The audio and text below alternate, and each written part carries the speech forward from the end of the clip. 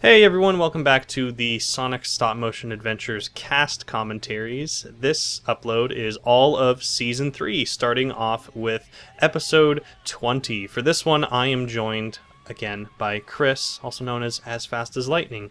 Hi everyone. Hi Steven. Hi Chris. I'm happy you're here doing this because, well, this is going to break the immersion for everyone at home, but this is the very last one that I have to record of these. It's been a long time coming, and I'm glad they're finally going to be all in the bag. So this is episode 20 at the time, and I look back at this episode as one of my biggest successes in terms of my series. New intro. A new intro, new title. Well, the title cards aren't new, but they look better now. Right. You had the reverse gradient on the tables turn. Yeah. Graphic design genius. Right.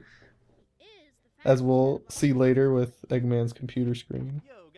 Oh yeah, that was 16 layers of effects. Oh. More than the movie Avatar. So in this episode, you play Espio, much like you did in the last couple episodes. And he's in the scene right now, but he actually has a speaking role, like halfway through the episode, I would say. Yeah. I rewatched the episode and it was actually very not okay with my performance. Oh, really? Yeah, I was like, oh, this is just bad.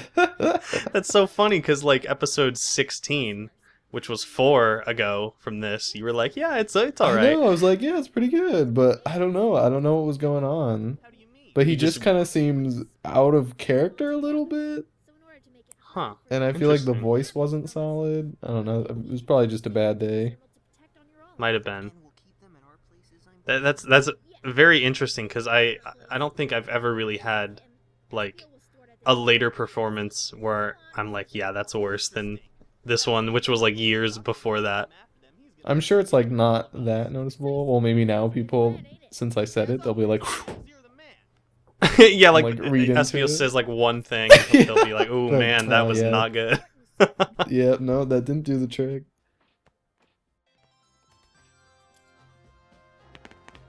Hey, would I be able to dress mine up like a girl? Knuckles, why on earth would you want to do that? I'm not saying I want to. I was just asking if it was a possibility. Yeah, do whatever you want, as long as the emerald is safe. Tails, sometimes he legitimately scares me. Ditto.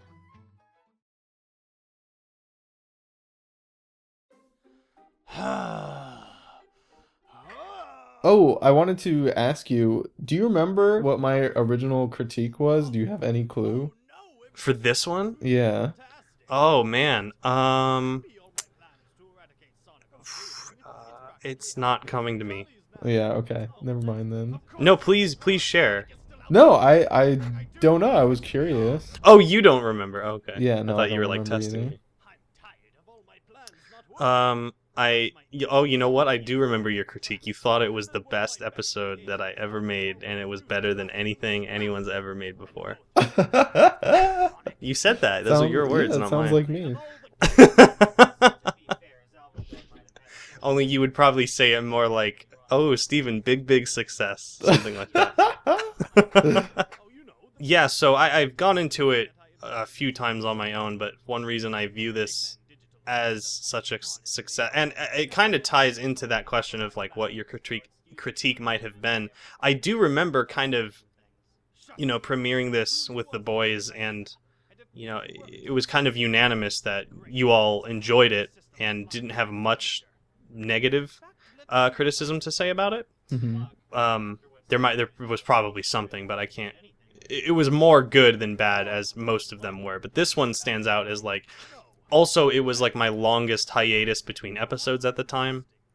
So I came back, and of course when you're away for that long, you like hope when you come back, you'll come back just as strong, if not stronger. And I would say this, compared to episode 19, this is a stronger episode by far. It's also shorter, and it's put together better, in my opinion. Right. I would say rewatching it, I thought like the first half had like a ton of exposition that was probably not needed. Oh yeah. But like the second half like picks up and it's all like solid for sure. That was a lot of my series, just finding the balancing act between, like, just giving the audience too much exposition. Right. And it was, for a while, like, even into 25, it was something I was struggling with, because I had information I wanted to get across. And I felt like, well, if I don't go into it in enough detail, you know, will there be questions to be asked? But if I go too much, you know, so... For example, I believe Eggman is still giving us exposition. Oh yeah, he is. I'm not even listening, I can tell. I can tell with my shot composition. While he was looking at nudes of Rouge. Yeah, that gets pointed out in the comments all Yeah, the I time. saw that. Like, every single day I'll get, like, Eggman was looking at Rouge. I should have obscured it more, but oh well. No, I think it was obscured just enough. Ooh, the panning shots where I do no motion at all. It's alright. We all have to cop out every once in a while. Yeah, I'm just glad that when I did panning shots later, I actually did make them move on top of that, but yeah, this was definitely still, like, I mean, it's the beginning of season 3, that's awfully late in the show, but it's still, like, early compared to, you know, the finale episodes that I just recently finished, so I can definitely look at it through that lens. Right. For you, Doctor? Anything.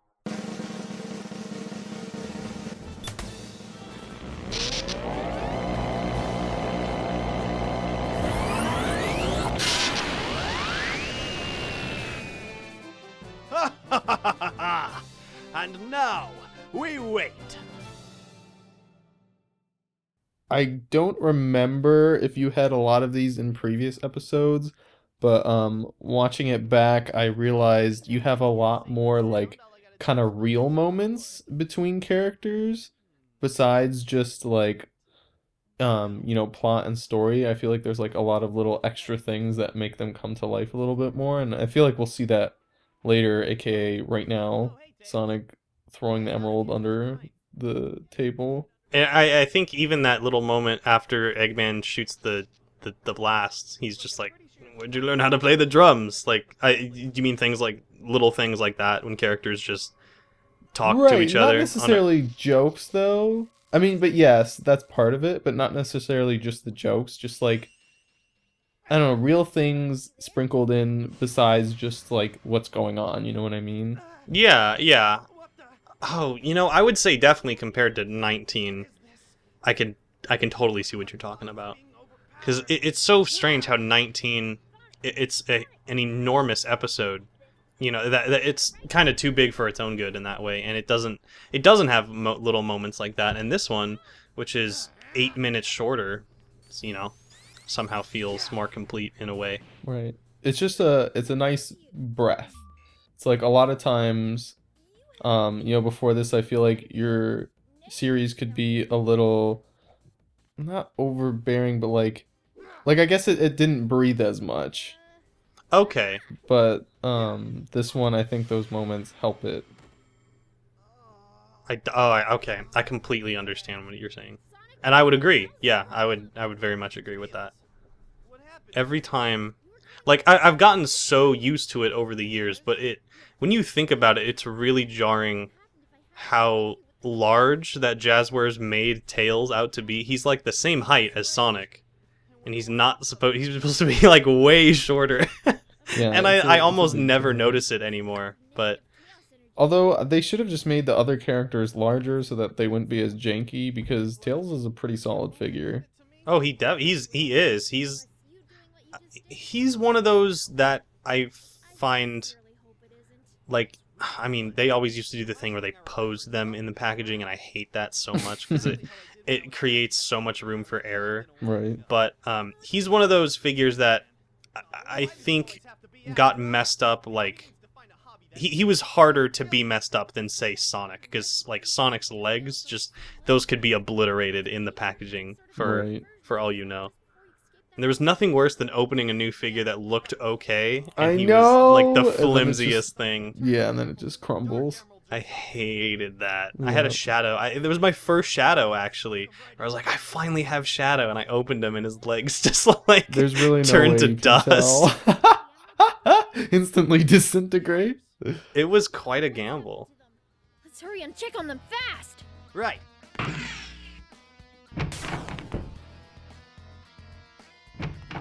Hey, Espio, you around here?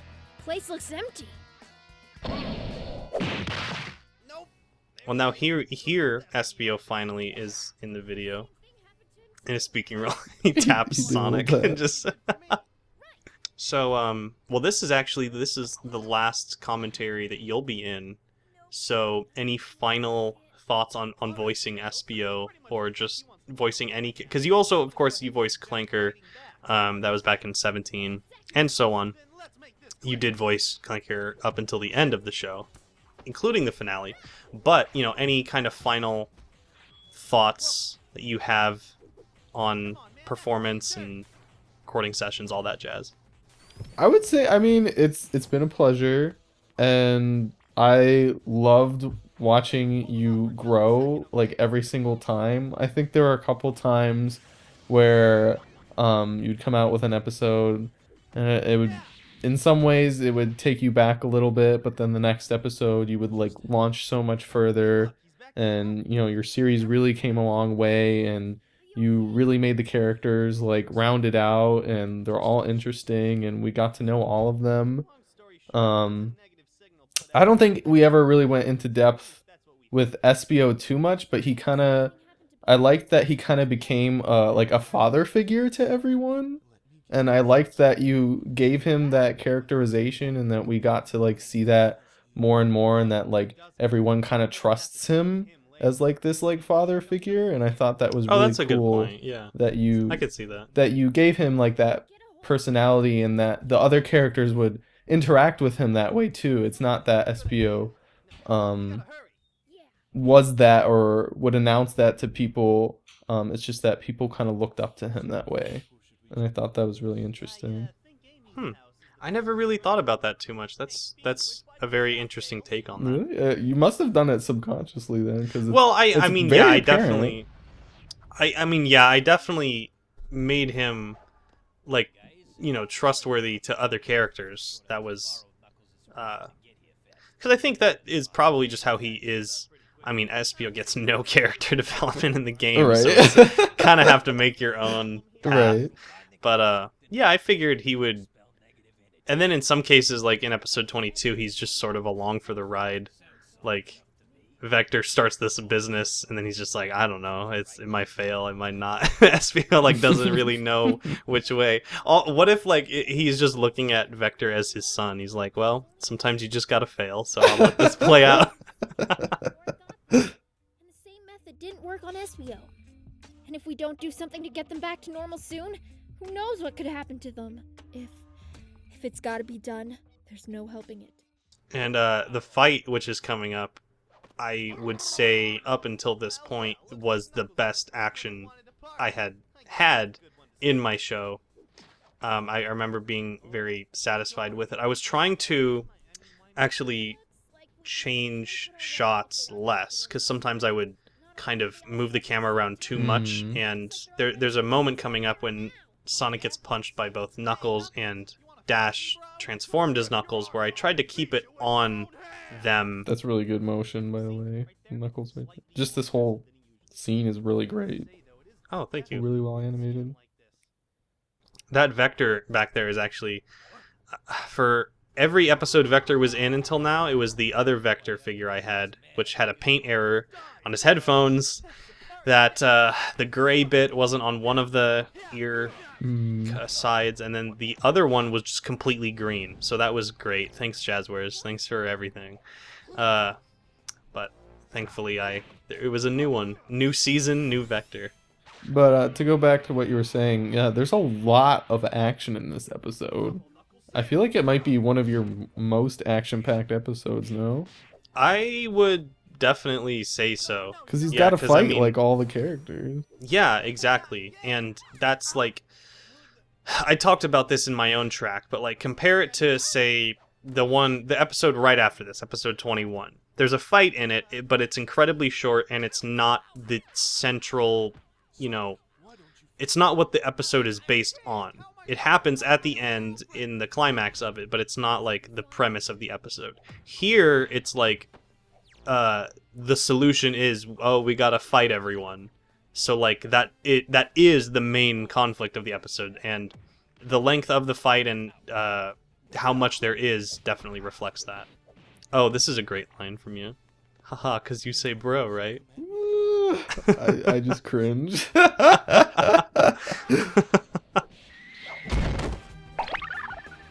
Oh, what happened? Sonic, one down. Dash is back to normal. Sweet! Ow! What? Whoa! Oh, Silver, you've just made a terrible... I remember being really proud of this effect right here. You see like the roofs and everything. Cloud PNG. Alright then. Yeah, okay, to my credit, I think that actually was cloud footage. It wasn't just a solitary PNG. There is a really lazy moment coming up that I would like to highlight when we get there. Oh, yeah, absolutely, please do. That's what these commentaries are all about, man. Not as bad as a Mega Man PNG, but That was close. pretty bad. I don't think we're ever going to let you live that down. Yeah, it's okay. I'm over it. Also, Tails with Sonic hands. Oh yeah, that one of the only times I've ever changed hands on Tails, because he actually fights in this episode. He almost never does in my series. Is if you go back to that frame, SVO actually is like hugging Froggy on the ground. What? I didn't see that. It's the shot when Vector gets hit into the wall. Oh, okay. Is he like trying to protect him? Maybe. Well, he is the father figure to everyone, so he's Right, like, my right. son, don't hurt him. My son. Silver, though, like, feel free to bash his head in or something. Silver's like suntanning over there. He is. Everyone is. Let's go! See, look, there's SBO with Froggy. Oh, yeah. I liked doing things like that. I didn't mention it in 17, but when, like, Silver and Shadow have their little moment, and then... This is Or great. maybe... Right here. Oh, this action? Yeah. Thank you. I would have... Yeah, it is. It is the best. I won several awards for this. Right. Yeah. A Grammy. I did win a Grammy. It's the music one, I know, but I still The still music won that it. you stole. No, like in the middle of the Grammys, they're just like, look, SSMA is pretty damn good. So like we just gotta shed some light, give credit where credit's due. And just, no one just knew what it was, so the audience was just quiet. But you're at home like, yeah. Wait, so is the lazy moment the mock supersonic right here? It's part of it, but not the whole thing.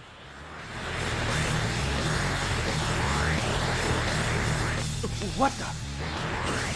Alright, it worked! Chaos control! What? This, when he did the chaos control. Oh, and he like hits Shadow a bunch of times? Yeah. Oh yeah, I guess that's kind of lazy. But it was like he was hitting him really super fast, so there's really no other way I should have... Still PNG to the max. Well, I think Shadow did it too, though. Yeah, he did. Maybe we should get everyone back home. I'm pretty sure they're both tired and extremely confused over this whole situation. So maybe now would be a good time to fill them in about it. Yeah, you're right. Let's go home. We all turned evil because of the Chaos Emeralds? And then we attacked you guys and we were all fighting each other? Yeah, crazy, right? I'd say so. That line always, like, I still to this day think, like, that line feels so out of place. Which one? that where he's just saying like I'd say so. Yeah, I know, because it just... I think it's my acting, though. It's just weird. It's like off. I don't think it's really your acting. I think it's more so maybe shot composition could have helped it, because if it's one shot and like, oh, that was weird, right? And then SP was like, I'd say so, like right next to that person, that might have been better. But it instead just cuts to a different medium shot, which is on SPO, which is a little strange. I guess I think the way I timed it too, like the conversation felt a little stunted, if anything.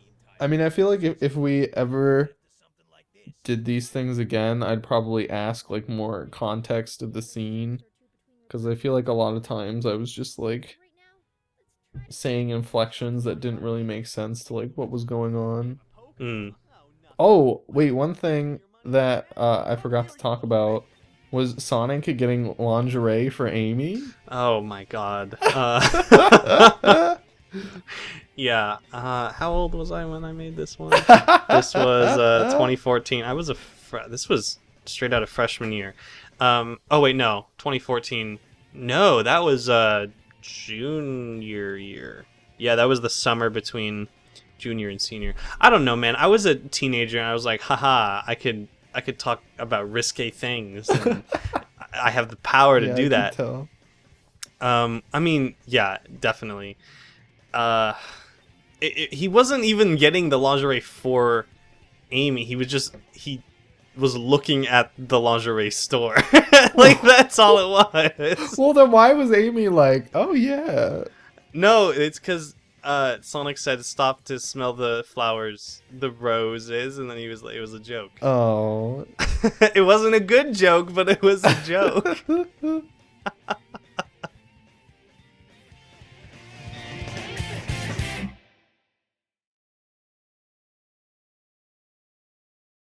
You know, I have a sneaking suspicion that it might not have worked. Shut up. And this is episode 21, Curtain Call. I'm joined for this one by AJ once again. And we can now talk about when we were recording, what was it, 15 and 18 for Season 2? Yeah. So you had just gotten your new computer built and everything. And I guess something happened with the microphone so that it was set to telephone quality. No, it just in recording. Windows defaulted it to that for whatever reason. Yeah. So that's why if you go back and watch Season 2 commentaries, it sounds like I'm running like a radio show and AJ is a call-in guest. And we didn't find that out until after everything. Until I was editing. So that's the explanation for that. But anyway, Curtain Call is one of my favorite episodes of all time, as I talked about in my commentaries. And you're a big part of this one. You played Dash, obviously, leader of the Radniks, getting situated in their new apartment here. Yep.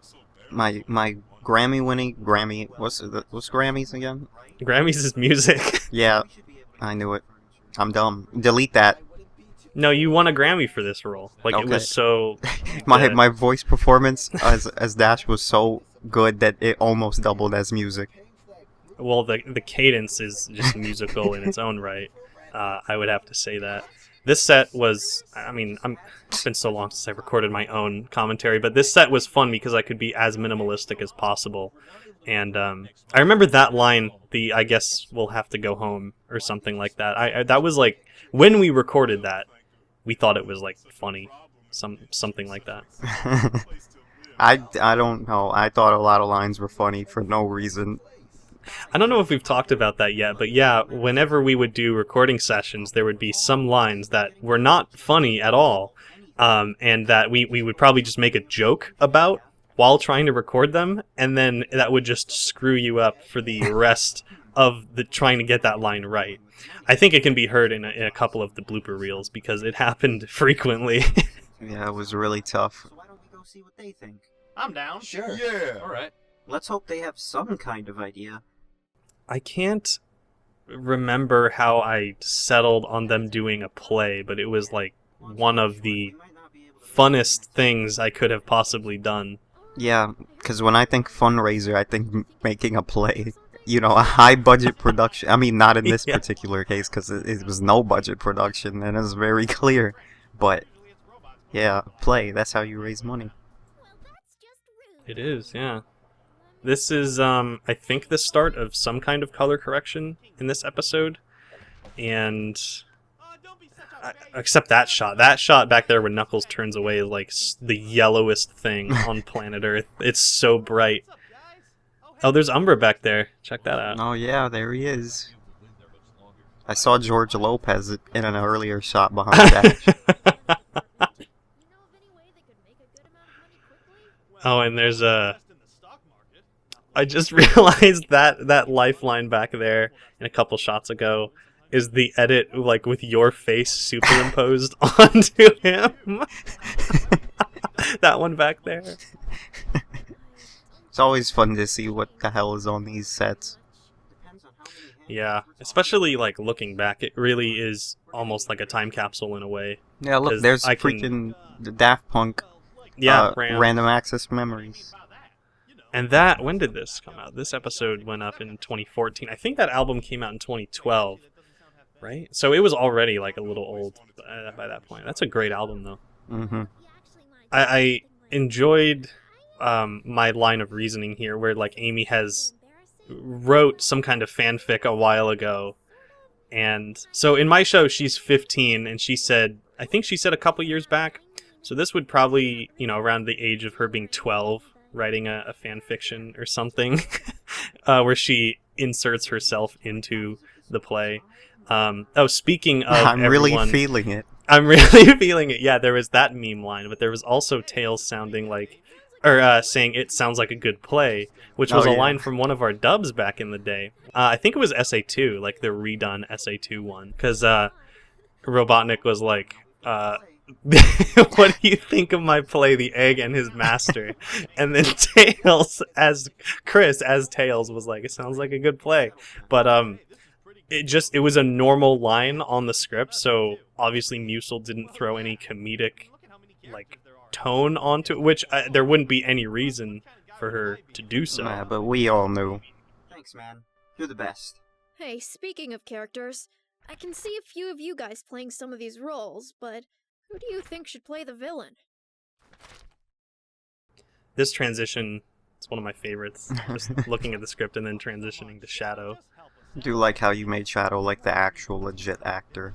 Yeah, I think I talked in my commentary how I kind of took inspiration from in Baylina Productions' Christmas with Sonic series, how he's like The straight seen man. as like the sophisticated. Yeah. So I think that's what I was trying to go for here. So I don't know, it was fun. Have you know, I wrote that myself! Your point. Why you? Whoa, Amy, it's cool. He clearly doesn't want to. So Amy just goes around slapping anyone she feels like, huh? Wait, did she slap Shadow right there? She was going to, and in another episode she slapped Silver. Well, Silver, that's the next one. Yeah, Silver was being a jerk. That's why she slapped him there. Shadow was just insulting her material. And he didn't get slapped. Sonic got slapped back in episode 20. Yeah, but he's in it. He signed up for that. That's true. That's true. I'm gonna be the one to steal the show. Well, now that that's settled, how about we contact the others? I can do my best to direct this play, but we're gonna need all the help we can get. Agreed. Hey, thanks for helping us out, Shadow. You're alright. You know, Shadow, you might act cold a lot, but you can actually be pretty nice. Yeah, whatever. Alright, we've got actors to find, sets to make, and a script to learn front to back. We can't waste any time, guys. Oh, this montage was so much fun to do. I forgot to mention it in my my commentary. I had originally written this montage, and I think it made it as far as editing it to a cover of Working for the Weekend by Loverboy, who I was inspired because Regular Show had a montage with that same song. Mhm. And I was like, hey, this is a pretty good montage song, so I'm going to find a cover, because I can't use the actual thing or else I get copyrighted. And the cover was like so good that the cover got copyrighted. Wow. So I was like, all right, well, time to use a different song, which is a Crush 40 song I'm trying. Oh, it's All the Way by Crush 40 off of their. I think it was in the NASCAR game that they wrote music for, and it was included on their self-titled Crush 40 release. In this set, making the actual stage set was like nothing else I had ever done. I mean, this episode is in a lot of ways like nothing that I've ever done or ever came after it, really, either. Because, like, you know, you got a montage, you got them putting on a play, you got, like, all these different characters. This shot is always pour like, one out for these background characters. I have sold all of those figures since. Like, I think literally all of them. Except the Haruhi ones, I've kept those. And there's Donkey Kong in the corner. Did you at least keep Donkey Kong? I actually can't remember. I think I might have sold Donkey Kong. No! Unfortunately. Hey, there's King Robit. There's you. Yeah, King Robit. The names for these characters, Jesus. I talk in my track about how a lot of the names were just taken from inside jokes. like, of course, Bonnick, Gustavo. Bonnick being just one of the stupid names we used to call Sonic. Slavic, again, being a stupid name we used to call Silver. Not even so much used to, like, we still kind of do the similar things. Bebop the Cowboy, a reference to Cowboy Bebop, and, you know, some other references that I talked about. His assistant, Gooby. Is this his man, Gooby, yes. Yeah, his man. Oh, I totally forgot to mention this in my own commentary. In that shot where Tails walks up to them, you can see a black piece of paper on his ear, which was supposed to be like his walkie-talkie, like Bluetooth communicator or something. But when I tried making him like reach up to touch it, it didn't look right. So in the very next shot, I changed it to him actually just holding a walkie-talkie. So like for that one shot, he's got this thing on his ear, and then it goes away. It's nice funny. Continuity. Immersion destroyed. Man. Do you have anything else to say about Dash at this point? There's one more episode where you were him, so... I don't know, man. Dash is just... he is what he is. He's such a straightforward character. You get what you get when you see him. It's true. He's got some deeper motivations deep down. Oh, is that you as Keon? Yeah, that's right there? me. Yeah. Of course it is. I'm always Keon. That's true. Yeah, I remember needing, like, you know, supplemental voices. Oh, there's that was a poster for the Egg and his master. Yeah. I did make a poster for that Eggman dub joke that we mentioned earlier, and that was right next to Mario right there. You can go back and see that. Oh yeah, the supplemental voices I needed for audience members. Some of them, like you did some of them, Gilnov did some of them. I think he did like 3. I did one, and then actually my dad and my friend had also done background voices too. Ones that you can hear more as definitely in the crowd sequence when like all heck starts breaking loose and they, you know, are demanding their money back and everything. This was like some of the most fun in writing I have had, just making something like so intentionally bad and rolling with it and like just setting out to make something bad. Like usually you don't get an experience like that. So yeah. And I like how Gooby, like Gooby played by Jorgen, who was played by Dav, he didn't even have a line in this play. Like he's sent with these characters, but he speaks not once. And yeah, that was pretty funny. Wait, does this ever come into play again? It's been a while, but does the Amethyst Stone like do with anything? Well, you say right here it will make you have big muscles and be able to beat the bad man. But they never explained like past that. And the only use it has after the introduction of it right here is it being thrown onto Egg Robo in the fight. And that's really it. And the man becomes a fish. I will send my man Gooby with you on your journey. Good luck.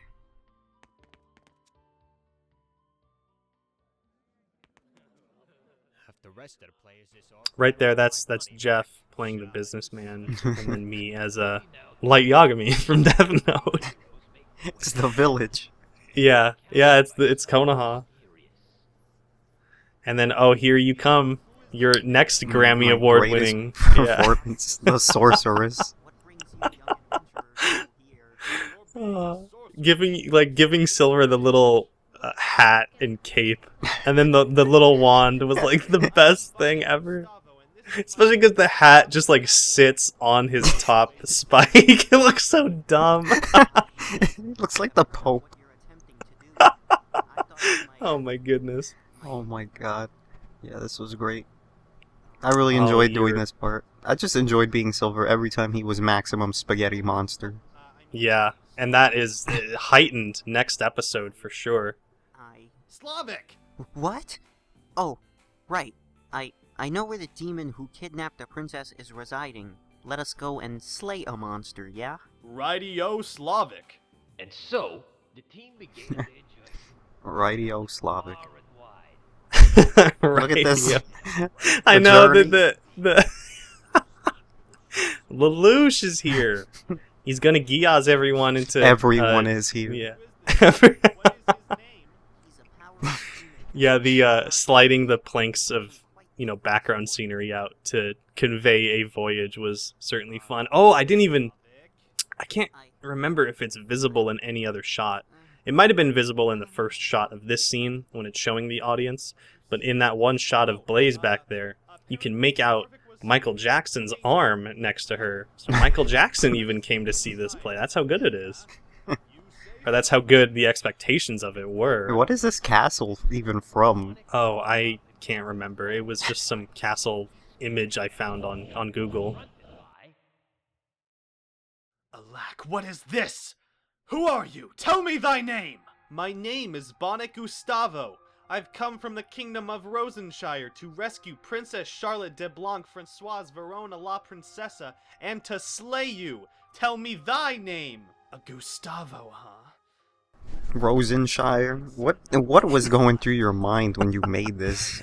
What was going through my head with Rosenshire, well, I wanted something with Rose in it. I also wanted it to sound like an old town settlement. I don't really know. Something that you would see in a Shakespearean play, only way worse. Yeah, because when not I good think at all. Shakespearean play, I think a bunch of colorful animal people saying complete nonsense to each other.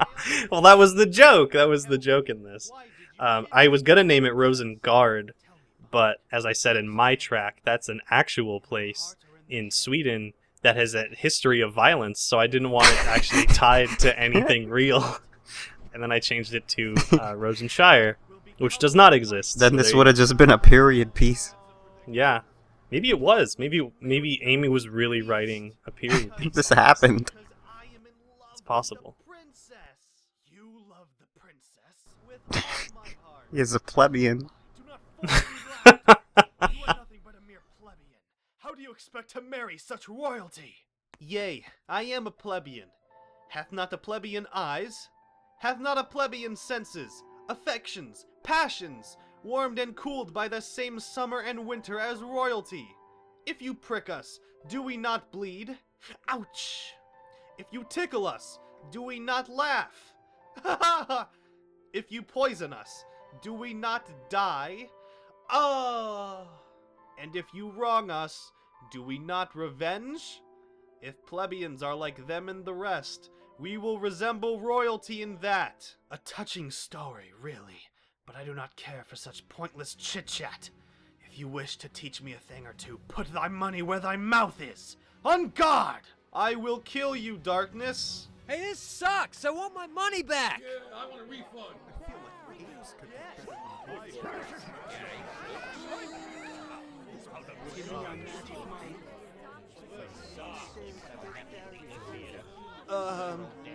Darkness, I'm sending you to hell, and I will bring new light. Wow, new light into this world. Light shut off. Was that planned? Yep. That was intentional. Nice, It wasn't nice. just like happy coincidence. I mentioned here that because the emerald is stolen, Vector says like it takes a bunch of money to power these lights. So they're spending money to make money from this play. I don't know how much tickets were, but like, rent money. Rent isn't cheap. The first appearance of the Eggmobile in show, the one contribution Tommy actually made. First and only. So like, did you want to have a fight for this episode, or you were just like, oh, you kind of needed one, or? It was, well, because the fight itself is super short too. Yeah. So the bulk of this is definitely putting the play on, but I couldn't. I needed the audience to realize, hey, this is a really bad production, and then I needed something. Yeah, I needed something to keep them there, so then the fight happens. It was, as I mentioned, it was me trying to break away from the usual formula, and then still, gravitating back to it in a way. Right. But then next episode is when I really got to not back to formula. Step away from like the action. Yeah, exactly. As Green Goblin would say. And that episode, which stars you, which is coming up next to the viewers at home. Best episode. Yeah, it is the best episode. But we'll talk about that shortly. That motion, when he takes off his costume, it always, like, I don't know. Not to be like, wow, I'm really perfect, aren't I? But like that one, yeah, like that doesn't take off the strip though. Nah, because I guess I don't know. I found it cool for them to like keep fighting in costume. Well, especially for Sonic, it kind of needed it because we needed to tell which one was the real don't Sonic. worry about costumes for Amy. Yeah, I think I wanted... Is she so full of herself that her ideal version of the princess is literally just her with no dramatic changes at all? I'm pretty sure I talked about that in my own track.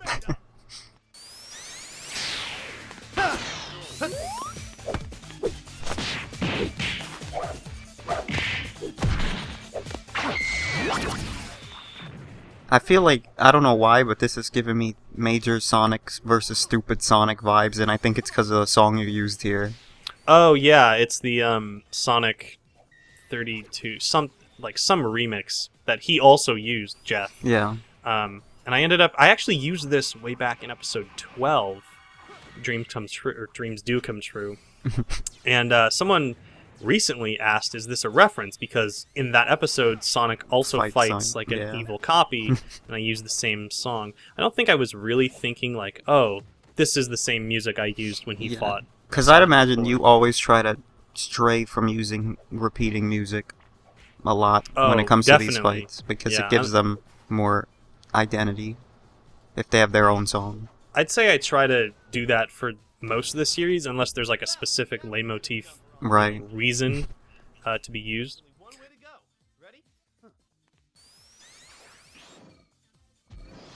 That shot was pretty cool. Whoa. How did I do that? Movie magic. Wow. When was Chaos Control Spear even introduced? I feel like I've seen it so many damn times. I forgot which episode it originated. That was episode 20. The lore. If you go back to that shot of Robotnik in the egg pod, you can actually see him like on his knees. Yeah, because that's how I was able to fit him in there. He fit pretty well, but I had a nice upskirt with Amy right here, which is unavoidable with this figure, unfortunately. It's really annoying. I think even in the thumbnail for this episode, it's like her upskirt is right there. Doesn't this have the most... No. Which video has the most views? This one, no, right? No, this is 12 million. This is the most viewed episode. It's the upskirt. It's gotta be. It's that and just Sonic and Amy as a whole. True. And, Dash. Dash, for sure. Even though you can't see him in the thumbnail and he's nowhere in the title, that's probably That should be every thumbnail for Sonic's stop-motion adventures. And not different, like just the same picture of him from one episode, but on all the episodes. I think for April Fool's Day this year, I'll just change the thumbnails to Dash for every... Not even... Well, no, I'd probably keep it just the series. Just every episode is just Dash. Even with, like, episode 2. The hype. This joke right here. Yeah, I don't know. There was this... It was just funny back then to be, like... Just, like, over-exaggerate something. Well, I mean, so that's much. one way to end an episode. Just whatever. Just have them all yell. Yeah, this is... At that point, who cares? It's the episode's over. They're like, damn, okay, let's wrap this up. Chair, they all yell in excitement, the end. Pretty much. Like, I for a while, I struggled with sometimes beginning episodes and sometimes ending episodes. Sometimes I could do one really easily, but not the other so much. Right. So this one, I was like, what should I don't know, it made sense, because they're like, they don't have any furniture, and it could be like a... In episode 24, which is the next time we see the Radnick apartment, they actually do have furniture, and it's kind of furnished, and it was a way of visually showing, like, hey, they're actually not doing so horrible anymore. So do they all have jobs besides Jack? Is that the implication? Jack is the only one I ever show, but they probably maybe not all of them, but probably like one or two others. He's definitely not paying for that apartment on a freaking fast food wage, I will tell you that.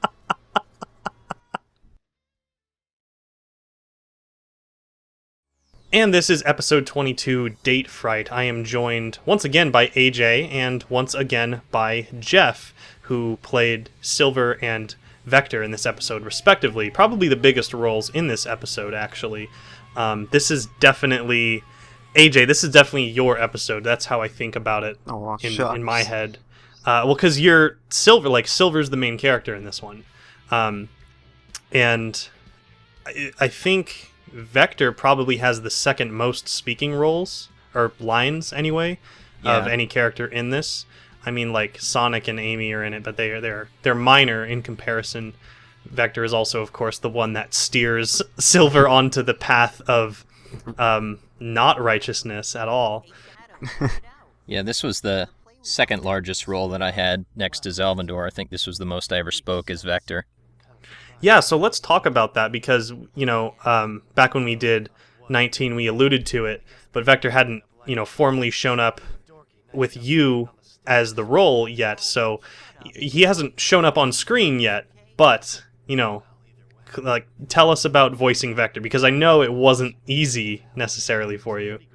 Yeah, I sort of came up with the voice just, you know, loosely based on the original voice of Vector, but a little more gruff New York. A little bit of, you know, 80s television Mario, I guess. Oh, I can definitely hear that. Yeah, I guess I thought it would be fun to give him a gruffer kind of detective voice. And it's a voice I've been doing for Vector just for fun at home and, you know, among friends for years. And I did it for Steven one day, and he said, oh, you know, we should use that potentially for the series. And I think the first line I ever said as him was on it in the previous episode when they were working with the play. And this was the first episode that I really got to talk much as him.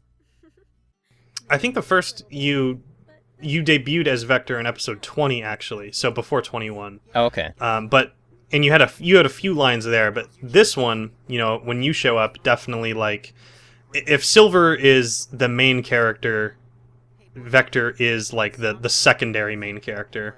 I mean, technically, you know, you could, like, what about Blaze? But it's not so much about who he's going on the date with. It's more about how he's getting ready for the date and, you know, all that jazz. So now, AJ, this was your biggest role yet. Of course, you had voiced Silver before this, but this was the most you had ever voiced in a single episode in my show.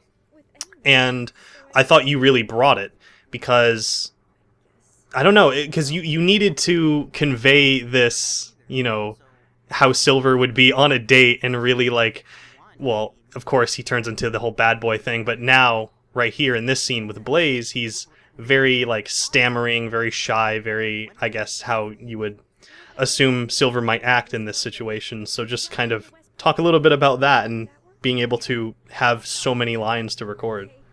Well, I'm glad you thought I brought it, first of all, because I was really, like, nervous about trying to carry an entire episode like this, since, like, not even in my own show do I speak this much, right? So, like, being Silver for this particular episode, I really just wanted to do a really good job, because I was like, you know what, Steven's giving me all these lines and this really huge focus in the episode, and I want it to be just as quality as anything he would put out himself with any other of his actors, because I think everyone does a good job, especially Jeff, because he just reminded me that he voiced Zalvandor, and that's like insane. Props to him for that. Thank you. But, yeah, it was a lot of fun working on this series. Yeah, I bet. But I wish I had gotten involved sooner.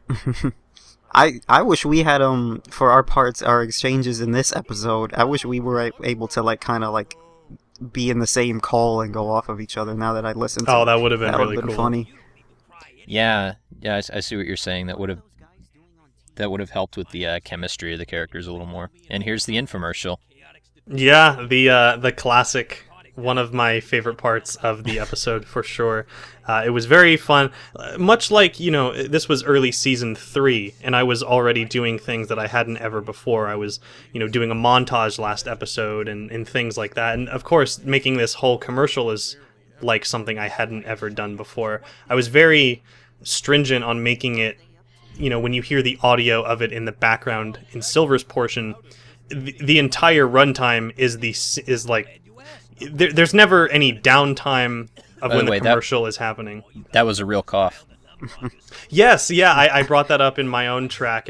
You actually just coughed during the line, like as a goof, and then I didn't even in the moment say like, oh no, I'm gonna keep that. It was only when I was editing when I was like, oh, this really adds to how horrible this thing turned out. Looking back at it now, I almost wish I made it in like 4:3 aspect ratio to really like show how horrible it is. Yeah. Because I notice, and I never watch TV, but if I walk into a room when someone is watching TV, I notice a lot of commercials in this vein are for some reason in 4:3 aspect ratio for like no reason in 2019. Or worse, they'll have it in widescreen, but it'll be affixed to a 4:3 aspect ratio, so you got black bars on both. Yeah, on the whole border of the screen. And that didn't, obviously this business didn't work out so well for Vector, so after that, a little known fact is that he tried televangelism. I could see that happening. Of course, I talked about this in my own track where I was going to do the whole... Jeff, I think I told you about it when I was going to do the whole episode based around Vector. It's kind of funny how we're talking about the episode based around Silver. Well, there was going to be one based around Vector, and it was going to be in the series at the time, episode 24. That, of course, never happened. Wasn't it going to be about Vector's dad? Yeah, well, he was going to play a big role in it. So that would have been fun. Would they have had the same voice? To you. Yeah, I think I talked to Jeff about like, hey, you want to voice both of them? That would have been really funny. Kind of a Godfather dialogue going on, I can picture. Yeah, definitely. Vector's dad smoking a cigar. Man, I wish, like, in some way we could have seen Gregorio in some fashion in this series. That's what his name was, I remember now.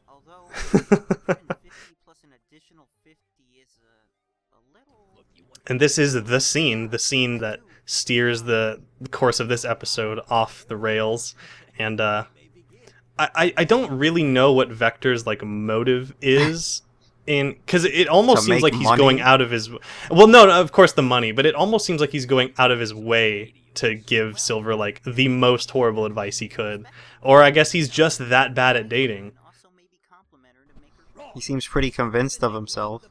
Yeah, he's kind of sick. He is, and you can see Jeff. There's your icon. Yeah, there's a nice front and center in the background. In my old YouTube icon, there's a little parallel. Yeah. I liked doing that. If you go back in the scene with Silver in his bed, I believe AJ, your icon is framed above his bed. Yeah. I never noticed the 70s Romeo and Juliet poster back there. Oh, good eye. Yeah. I always forget that I put that there. I wanted to... I kind of redressed the walls of this set to have, like, romance and, like, hearts and, picture of Vanilla. The love guru with Vector's head, yeah. Mike There's Myers the Dark Lord, AJ. Why is that? Was that there always, or did you just put it there for this? I believe it was there always, yeah. Oh, good old the Dark Lord. So what is the deal with the Teletubbies and Boobas throughout this series? It seems to be a theme. I didn't even realize that the Teletubbies the Dark Lord picture is right next to the Boobah. Well, they were both just inside jokes with AJ and myself, kind of the whole square. Well, to explain the Dark Lord real quick, it's just a picture of like a plush, the green one. I forget his name. I think it was like Dipsy or something. And yeah, I put the cape from a base.exe figure from Mega Man Battle Network. That's right. On him, and I just called him the Dark Lord and took a picture of it to Steven and sent it to Steven one day. Oh, that's funny. And there's Crocodile Man up there too. Another inside joke that I put on this wall. I like the frame picture of Vanilla. I wonder if that's one of the women that Vector dated back in his day. It's one maybe of the 4 women. Or maybe it's like, the one he wanted to be number 5 and he looks at longingly, like if only I could just... That one picture of Wolverine in the bed. Right, yeah, just looking longingly at Vanilla. Oh my goodness. If only there was some kind of Vanilla figure that I could have had in here somehow. That's what I want to see from Tell Me next, is a Vanilla the Rabbit and... Well, too bad Jack's Pacific has the license now. It's not Tomy anymore. The Toy Masters. That just happened, like, the other day at the time of this recording. I didn't even hear about that. That's news to me. Oh, I think it wasn't even an official reveal. It was just, like, a leak from some Czech Republic. That'll probably get revealed at Toy Fair, like, in a week. Yeah, exactly. So this is old news at the time we're recording. Like, people listening to this, like, we know already. That that is the Triforce back there, by the way, from, of course, Legend of Zelda. I just thought it was the trifecta, bringing it complete to the 3 pieces of advice. The Triforce of being alpha. Right. And, I was going to say, whenever I had to make... Because, of course, characters blink in my series, and I always remember making Vector blink was so, like, challenging, because the paint of that little eye mark, the black one, is like comes down into the white of his eye, so like I had to go around it, and it was just really like aggravating. Yeah, I mean, every time I watch this episode, that bothers me. Like, not that it's your fault or anything, but just watching it. He's got this line. It just needs to be a little bit further up, because I have the same Vector figure, and he doesn't have that paint error, but it's just funny. Jazzwares, what can you say? Yeah. I mean, we knock them, but they gave us like the most consistent and best line to even be able to do this. Oh yeah, exactly. It's the reason this series exists. Yeah, I wish Tony could have delivered, but alas. I remember the recording session for this, Jeff, was so great because I was able to direct you and be like, no, you have the most confidence when you tell him this horrible, horrible advice you would never want to give anyone. I remember, the hitting the table. You want to be a bad boy. There's Bold and Brash. Yeah, exactly. Bold and Brash on the wall over there. I like that. Bold and fast.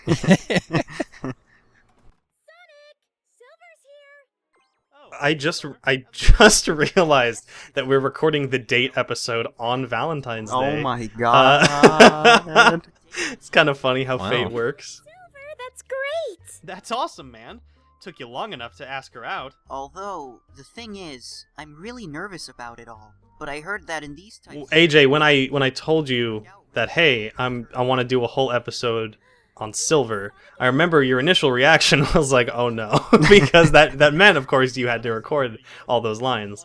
But I still think, and not to knock later performances that you did as Silver, but this is definitely your best as Silver because it's the most dynamic, it's the most like all-inclusive. Later he was just sort of there in the background. In fact, next episode he's got a little scene where he's kind of complaining about the events of this episode. So this is like the one arc that Silver got, and it's like the dating love story arc. Great arc to have, to be honest.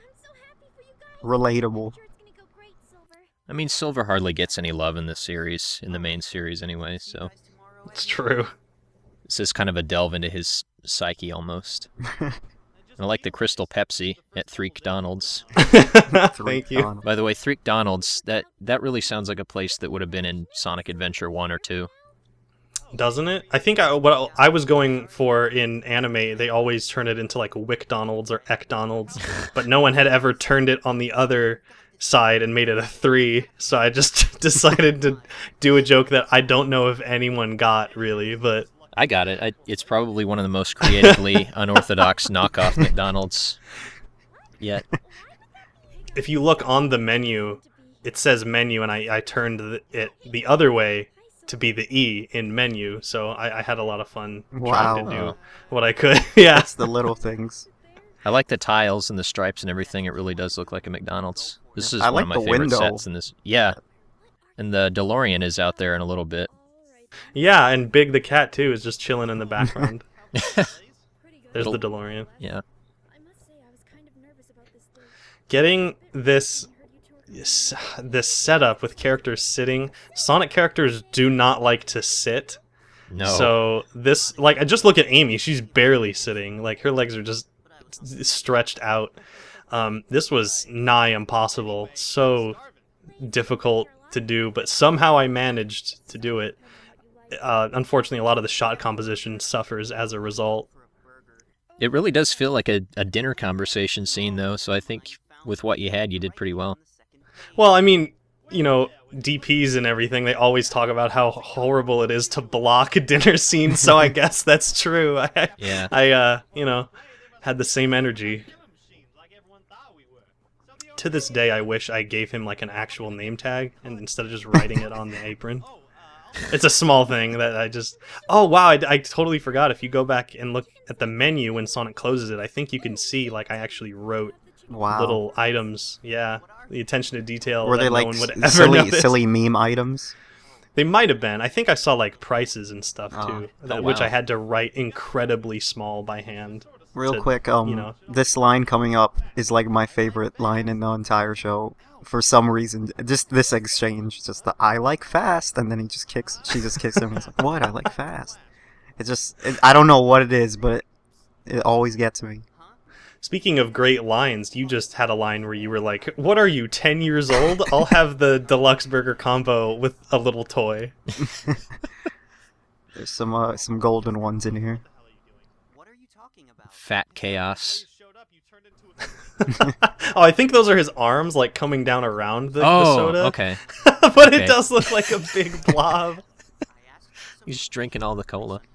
Yeah. Why is there an advertisement for Nino's Pizza and 3 McDonald's? Maybe it's like a sister chain, you know? Oh, right. I'm glad you got some world building in right there. I thought about the lore. What was Knuckles whistling there? Oh, he was whistling Cruel Angel's Thesis, the theme of Neon Genesis Evangelion. Oh, okay. This was like classic, like in movies you would see, or more so in cartoons, you would see the screen like tear, and on both sides see who's on the phone. So I thought I would do that here, and I guess it came out looking okay. It was like the only time I had really done this. Like I said, early season 3, it was a lot of like things I had never done before. Yeah, the later episodes of this series is where it really started to get into more, I guess, professional territory as far as stop motion series go. It actually, you know, had detail. And I think the first episode that really had the feel of the later part of the series was the time traveling episode, like with classic Sonic in it, I think. Are we done here? I gotta go back to being a complete jerk. No, Silver, don't you get it? This was just one of Vector's get-rich-quick schemes. Their advice isn't good for anything. I don't know. You sure? Vector seemed pretty insistent with his advice. Plus, he's dated a whole 4 women. Look, I'm telling you, you don't want to do that. 4 women, Sonic! If you're wanting you and Blaze to actually become a thing, just be yourself. You don't have to put on some kind of ruse or anything. If she likes you, she'll like you for who you are. You can never, ever take advice from anyone else. Oh, that's right. Sorry. So why was Silver so gullible? I've gotta believe in this advice. I guess he's just gullible. I don't know. Like, he... That's a great answer that you want from a writer. Like, I guess it's just this way. Well, I mean, I guess, isn't Silver, as far as the Sonic canon, supposed to be like 14? I think so. I think Yeah, he's younger than Sonic. So I guess he could be pretty gullible. Look at that deluxe burger combo. Yeah, it's monstrous. It is enormous. It's like the size of like Silver's body and legs. Where did you get the food props? These all were, I think it was a Doraemon food, like, it's one of those like blind box things, but you were able to buy them in like box sets, which is what I did. I can't remember if I like was looking for things and ordered this when I had written the episode or I had bought it prior and then wrote the episode. I want to say that I bought it whilst writing the episode because I needed food to look like fast food items in that way. This is one of my favorite lines. Oh, I have to help? Yeah. That's one that gets quoted in the comments all the time. The weird. Yeah, I was just about to say AJ did a great job with that. What was that for? It's like whining. I feel like that was one of like the jokey takes though that you just ran with. Oh, it definitely was. Because it was so funny. It's like he's about to throw up. It was like an AJ-ism. That was like that was very much like a you line. So I figured, I don't know, it just worked very well, and I had a lot of fun with that. Silver sure has a lot of confidence in Vector's advice to be like pulled aside twice and just be like, yeah, I'm just gonna still be a douchebag. That walk was accomplished digitally, as I'm sure you can tell. It had a funny look, though. Oh, I see Big there. Yeah, there he is, hanging out. Taking a whiz on the side of the road, probably. Just like on the side of a building. This vandalism. Marking his territory. I'm sorry. Hey, don't worry about us right now. What? Sonic's right. You need to go make things right with her. Oh, yeah, you're right. See, Bedlam should have came and eliminated the real threat that's Big. Well, in our crossover, he was going to. Remember that? He was going to kill Big? Somehow. No, he wasn't going to kill Big, but he was involved. Big was involved somehow. He was the key to everything. Back when Big's the key to all this. I remember this scene I shot at night, because even though, like right now in universe, it's only like noon.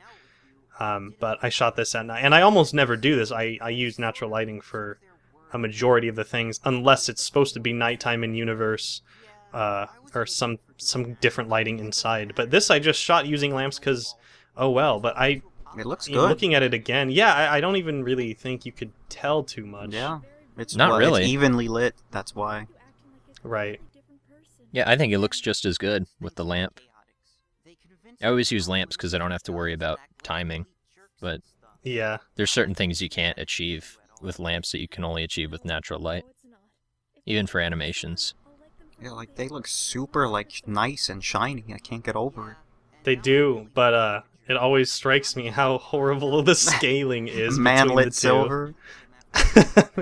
Because Silver's made, he's scaled way down, and Blaze is scaled way up. So put them next to each other, and they look extremely out of proportion. Like, look at Silver's eye line right there. He's so much lower.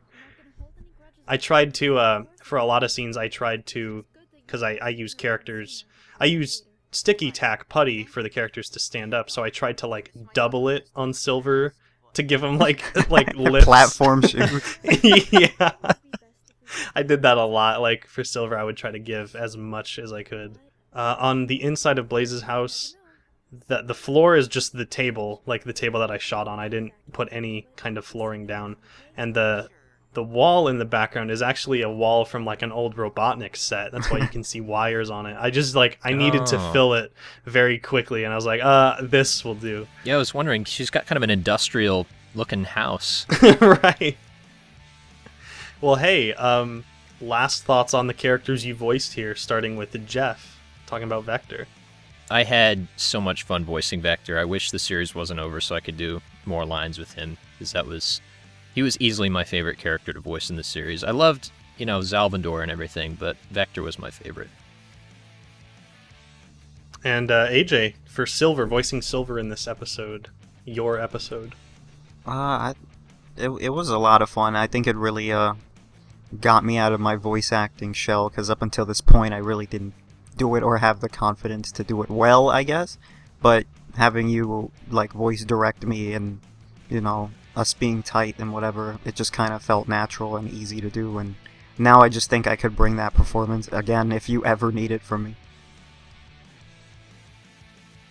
Well, that's the end of the episode, but we have the after credits, which is one of my favorite after credits that I've ever done, mostly because it feels like it makes the story feel so complete, with Silver going and, you know, kind of oh yeah, yelling at the Chaotix after, like, what have you done? I remember some lines for this that you were having me say was like, it was just variations of insulting Vector based on his crocodilian appearance. I like, do remember that. I think one was like, yeah, I hate crocodiles. Like, it's super I hope racist. you get turned into a purse. Oh, I do, like, in the final scene, the final shot, which is coming up, when he clicks the TV off, like, I had you say, like, I hate crocodiles, I hate them, or like, variations on that. Stupid Crocodile Man. I think that was one of them. I think Stupid Crocodile Man was one, you're right. It appears we let our friend down.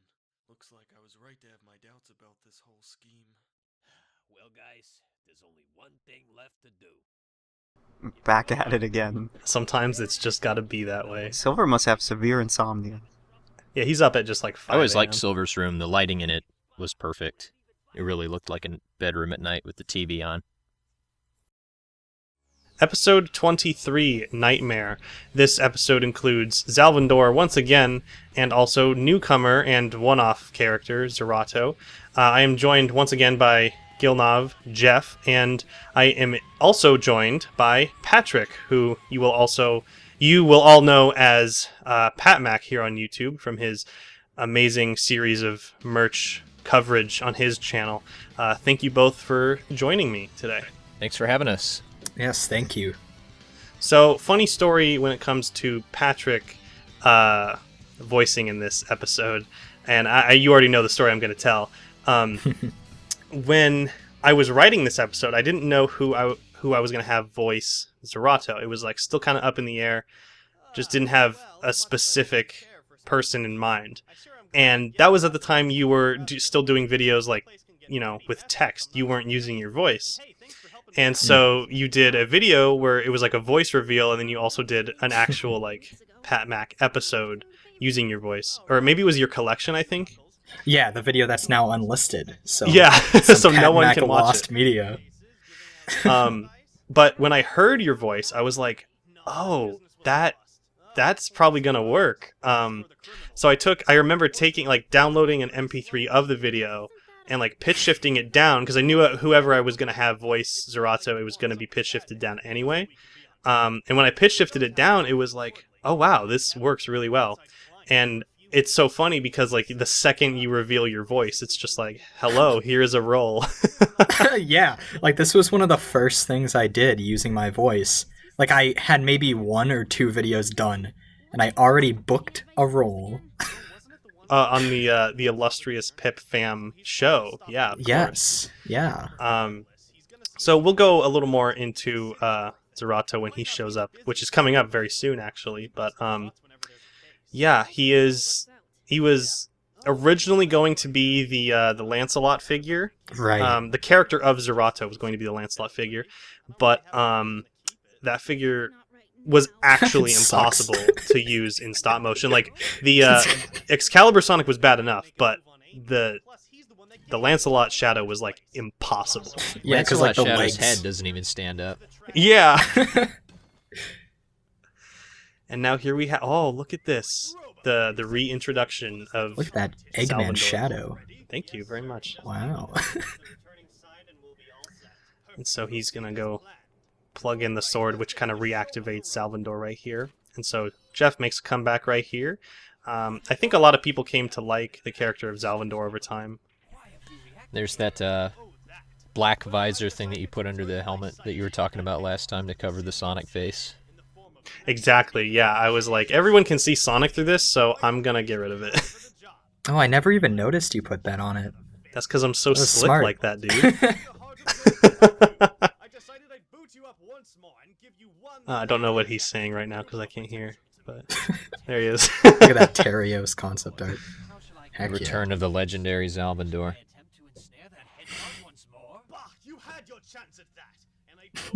I love all the... Oh, I just noticed the get a load of this poster back there. Yes. Oh, yeah. Like the I want you for U.S. Army thing. Oh, it does look so much better with the black the black behind the visor, so you don't see this goofy Sonic face behind it. The Sonic face on that and figure of course, we is still okay. have not. It was decent, but Zerato is still not shown up, but momentarily he will be. Ooh. So I guess since he's about to show up, Patrick, what memories, just general thoughts do you kind of have in doing the voice of him and booking your first big break role after you there he is there after you revealed your voice? I just remember it was a good learning experience. I think that's the best way I can put it, because like I said, it was one of the first speaking roles I had in anything, and it was nice. It was really good timing because it taught me a lot about inflection and how to actually make my line reads sound good. I'm not sure if they came out super well. I think they came out decently, but it was fun and it was good. Steven, do you remember the first take I had? Or you asked me to send you some lines and I sent you something and you were like, "Oh, this is not that good." I do remember something like that, yeah. Yeah, because I didn't edit it at all, so there were 30-second breaks in between each line, and you were like, "Oh." I'm pretty sure. That's funny. But then the second take, I think we can still find those if we really digged hard enough. Oh, I'm pretty sure I still have it in the project folder of this episode. Probably. Yeah. Steven's a pretty demanding director when it comes to voice acting. Can you say that again? Do it a little bit faster. No, he's fine. But I do that exact thing though. I do that. I don't remember that. So Patrick, this is I think we were still getting to know each other. Yeah. And obviously this is before we had voice calls going on the regular. So we didn't have a voice call for the lines. It was one of the rare instances this late in the show where I just sent either the script or just the Zerato lines. I can't remember which one I did. But it was the script. I still have it was the script. Okay. Yeah, you had just early in my access. Google Docs. You could have leaked it. I could have. Yeah, you didn't though. You're a good friend. So I was not giving you any live direction, and of course that's the only experience you have voicing in the show. So you never got the experience of me "Hey, Goofy, you mean to say it like this," and then changing the entire thing. Yeah. But Jeff, he got that from day one. Interestingly enough. I think that works for this character since he's a robot. It doesn't really matter since it has so a you can just voice be anyway. bad. Yeah, I was lucky. No, but overall, I do remember there being 2 takes of the lines, and the second one you did a very great job, especially having it be your first role. But Jeff, what was it like coming back to the role of Zalvandor after 3 episodes in between? I mean, if I haven't done a voice in a long time, you're kind of rusty at it, and it takes some getting used to again. So I mean, I watched it again and just kind of imitated myself, and I mean, once I kind of got back into the mood of it and it sort of felt like Zalvandor again, I guess, then I could get back into it. And I guess it's that way with any voice actor. You kind of, it's like playing an instrument, I suppose. If you haven't picked it up in a while, you're rusty, but then you give it a few minutes and then it comes back. Definitely. And I forgot to mention this in the in 19, Zalvandor's first appearance, but I was always envious of how you could roll your R's. I cannot do that for the life of me. So there are several lines as Zalvandor where you kind of throw that in. Yeah, I remember doing that. It was kind of, I mean, I learned to do that, I guess, when I was very little. I could always just kind of go "Rrrr," like that, like when I'd make car sounds or whatever. And I do an Adventures of Sonic the Hedgehog Robotnik impression pretty frequently. Legendary. And he's famous for rolling his R's, and so I kind of would pepper that into Zalvandor's voice every once in a while, and I think it gave him kind of a regal edge. It definitely did. It was funny too because there were some lines where you're like, should I throw it in? And it seemed like it was too much. Like I don't think he would.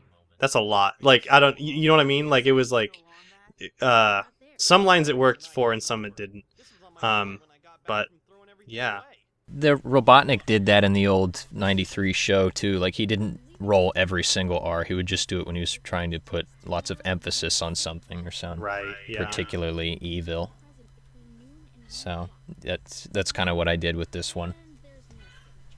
And maybe we should release that demo reel I did sometime, because there were quite a few different interpretations that I did of Zalvandor's voice. One was a lot more bombastic, and then we ended up going with this kind of snide, nasally one. Like, oh, formality is a thing of the past, that kind of thing. But there was one like, oh, formalities are a thing of the past, more. That's kind of right. I do remember that like that very nasally one. Yeah. Well, either way, I'll find out tomorrow. Man, don't you guys just love SSMA? Oh, absolutely. Best show on YouTube. It's okay. I heard they were good. Yeah, it's fine. No, it's not good at all. It's crazy. I haven't watched this episode in quite a while. Yeah, same. So, seeing the animation again is crazy. I think this was the first episode I was actually color correcting, or at least it was like a different. I had upgraded my color correction from like 22, which came before this, obviously. But it wasn't until like 24 where I really fell into like decent color correction. But hey, let's talk about Patrick, because his icon is back there.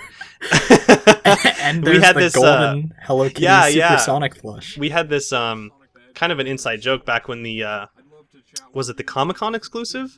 Yes. Supersonic Hello Kitty plush was coming out, or was at Comic-Con, and you were like, I'm never gonna get this. I was like, I desperately want this Supersonic Hello Kitty plush. And so I knew, obviously, he was in this episode, and I threw in not only his old icon, mind you, so now this is outdated. This means nothing now. I have to remake the episode with his new icon. Like an HD remake. Another excuse for a special edition. Yeah. But I also threw the golden Hello Kitty plush, an image of it next to back on the wall when Zerato drops down there. So that was a nice little. It was kind of a jab at you, actually. Like, haha, you'll never get it. But then I like Jerry just. But then you got it. There's a happy. Yeah, Jerry back there. I really like that about the background images, because they're like a time capsule for when the episode was being made. That's very true. Because that was like such a summer 2016 thing. There's there's Super's art back there on the left. Oh yes, yeah, I noticed that when I was watching this earlier today. Who did that? Oh, our friend Super. Yeah, he does. He's a great artist. Go check him. I think he's still on DeviantArt. Go check him out on there. Yeah, he does fantastic work. I remember when in these lines where you were kind of basically saying to Sonic, like, hey, we have to work together. I don't like you, but I have a personal vendetta against this guy, but he's also going to try to, take over this city. So, like, what are you going to do? And this arc of Zalvandor's character where he goes against Robotnik after he's disowned by him, I had a lot of fun with it, and you brought your all with it, because there really needed to be like that emotion on that side of why he's not working with Robotnik anymore. And in those lines in particular where you're like, Robotnik, careless leader, or something where he holds up both hands like that, like, I think those lines came out really, really well. I haven't heard the lines in a while. I didn't have a chance to watch this episode before we started recording, but I do remember coming back to this character, and I mean, like I was talking about earlier, getting back into the swing of it, but kind of coming at it from a different angle, I suppose, since he's kind of changing and growing, and it was cool to see him grow, I guess. And he was Yeah, he's just likable. Much more than Zerato. I don't like him at all. Yeah, he's the worst. I hate his voice. His voice is so bad. Like, who did that? There's a line later on, right, where Sonic says, like, "Will you shut up already?" or something. And it's like, oh. I remember someone in the comments was like, I agree with Sonic at that time. Yeah, someone commented. Yeah, someone timestamped it and said, "Yeah, his voice is annoying." And I was like, oh. I remember I actually felt bad about that, but then I was like, oh, who cares? Oh, well, I mean... well, like, I felt as bad as, like, I worked in a Sonic stop-motion movie, so it's fine. Well, maybe you can improve if we do a Zerato spin-off series. We should. He's a recognizable Sonic character. By the way, the Eggman logo, even though it's just kind of crappily pasted on, I didn't notice that you had done that until later. It looked like it was part of the figure at first. Patrick, I really appreciate it. You're going down! Hello, Chaotix Detective Agency. Knuckles, are you all there? Vector was just about to leave, but... Oh, the Booba! A Booba and Yellow Dipsy. Booba. I never noticed. So why is the Booba and Dipsy there? Oh, that's the Teletubbies name, isn't it? I didn't even know. I'm a casual. Not a super just fan because like it's me. funny. I don't know. Yeah, is there a reason? There's no reason. Like, I don't know. Maybe Knuckles really likes kids shows. I don't know. He's a simple guy. That photo of what is his name? Dipsy, the yellow or the green Teletubby? Yeah, Dipsy. That's a photo my friend AJ took. He's wearing like this cloak, and it's funny because it's like an in-joke, and we call him like the Dark Lord. So there's history of that image. The Booba is just there. Maybe it's Vector's favorite show. Ooh. Maybe it's all of the Chaotix collectively, like they love to watch. Wait, was that the Chaotix office or was that Sonic's house? That was the Chaotix office. Okay, They have, like, maybe movie maybe night it's Vector's. where they watch A the simple Booba. guy with simple tastes.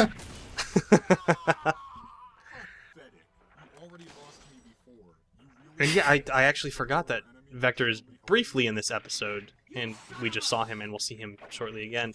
There goes his arm for the second time, permanently this time, but he gets a replacement arm at the very end of the show.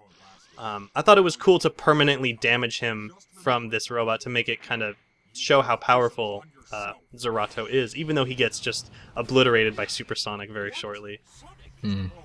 Yeah, I like the continuity. Damage that happens in one episode shows up in the next one and everything. Mm-hmm.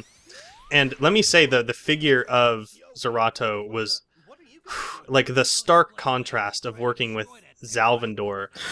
It's because it doesn't fall apart. Yeah, it's an SH Figuarts Tiger figure from Tiger and Bunny, and Figuarts are very good figures, and most of them work very well with stop motions. And he was very smooth and very easy to work with, and came out looking great. And then, Zalvandor, I think it actually works because Zalvandor still appears very clunky in the way he moves, and Zalvandor is like this.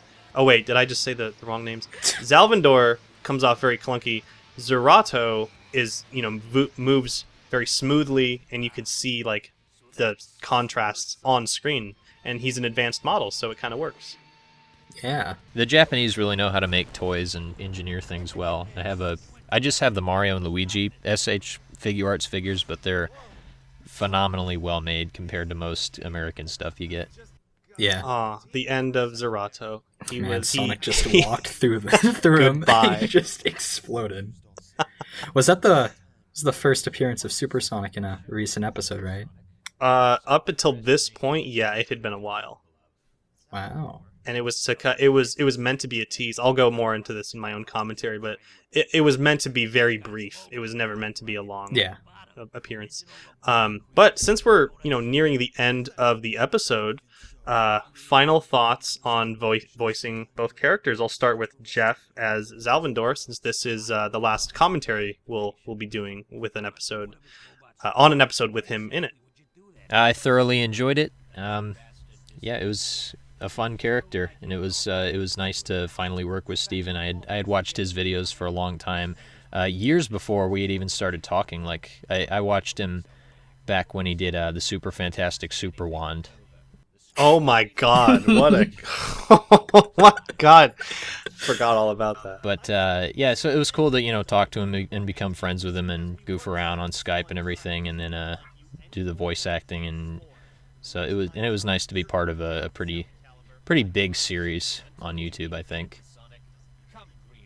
And, of course, voicing Vector, I loved doing that. Maybe more than Salvador. I don't know. There was something really fun about both of them in different ways. Absolutely. And you guys will have heard the commentary of 22 by this point. We haven't recorded it yet. Just some full transparency. But you'll have heard it by this point. But now, Patrick, any thoughts on your first and only role in the show? But it was a big one. It was very important to this episode. I'm pretty much the same as Jeff. I watched this series for years before this episode was made, and it was just an honor to work with you and to voice a character, even if it was just for a one-off. I'm actually probably happy it was a one-off, because I don't know if I would have been able to handle like a commitment like that. But no, it was great. Thank you so much for like literally hearing one line in like like my first voice acted like video, and you were like, oh man, this is it. Zerato There's both himself. of your credits. Whoa. Right there. Oh, hey, look, it's the famous. PatMac. I don't know how you guys like aren't like the most demanded actors in Hollywood right now. It's kind of ridiculous. Yeah, right? Hey Steven, do you remember how you had to re-render this episode? Oh my god! Yeah. So in the credits, you see it says PatMac. The first render of this episode, it said "Duh PatMac," like D-A PatMac. That because that's what his Twitter handle is. Oh yeah. And I think I linked it to you before the episode was public. Yeah, you did. And yeah, because he was in it. Obviously, he was a big part of it. And he saw that and he was like, "Yo, can you like change that?" Because apparently, like the "Duh PatMac" was like some kind of an in joke or something you had told me. But I think because PatMac is taken on Twitter. Yeah. Right, that's it. So I was like, I could be the PatMac, but that doesn't sound like that. That sounds too serious. So right. I'll just be the PatMac. However, like there was something else I needed to change in the episode anyway from the first render. So it wasn't like I was just re-rendering it for that credit change alone. But it is funny to remember. Yeah. All right. Well, thank you guys for joining me. We'll leave it where Robotnik gets arrested right here, and Vector holds up the decapitated head of Zerato. All right. Thanks again. All right. Thank you. Are we going to do this the easy way or the hard way? Your choice, Doctor. Robo, get them now! Aye, aye, sir.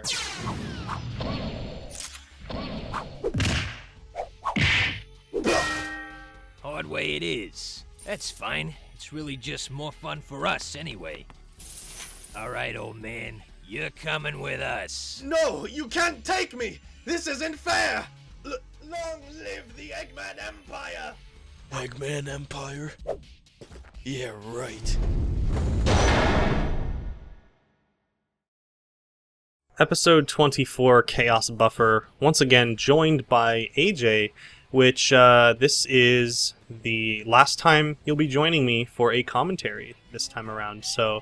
We had a good run. This will be your prime, platform to give all your final thoughts of the show and what came of it. This episode is, as I talked about, kind of a black sheep because, well, I think it's the least viewed in, 26 and 27 are still relatively new. But, it's the one that performed the least good. It didn't perform the best. And I can kind of see why. It was basically me bridging the gap between episode 23 and Bedlam's introduction, which, as I talked about in my own commentaries, I had that whole episode with Vector and everything that I was going to do after 23, but I ended up cutting it. And, I basically had to scurry along. It was okay, though, because I repurposed elements from that script into this one and made a complete episode. It is exposition heavy, and that's probably its biggest flaw. It's a lot of telling instead of showing, which is, good film rule. of thumb to keep in hand. You want to show instead of tell as much as you can. But I still do like it, and stuff that I did throughout it. I'll talk a little bit more about that as this episode goes on. But yeah, now, just like episode 21, this episode opens with the Radnick apartment, but we can see they've got a little more furniture, they have more pictures on the walls, a way of telling the audience that they are surviving. And of course, yes, the chair back there, and a framed poster of the Amethyst Love poster on the wall back there. So, and here you are as Dash. This is, again. Yeah, again, yeah. Recurring role of the most important character in the series. Honestly, I think if Dash never got introduced, I probably wouldn't have ever finished SSMA. Yeah, that's probably right, I'd say.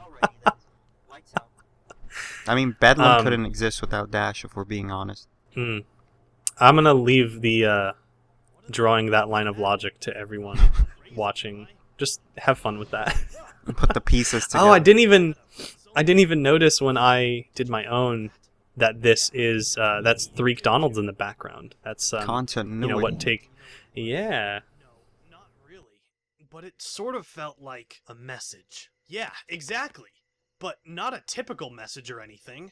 I could barely hear it to begin with. Not to mention, I don't even understand what it was trying to say. You're right.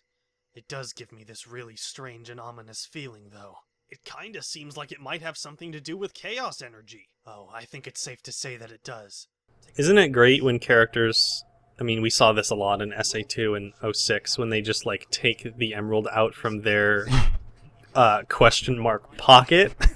Like... I mean, I don't even question it anymore, because, like, they can't carry anything. Where else are they gonna put it? It's a huge hammer space. Mineral. They should really just be called the Chaos Minerals.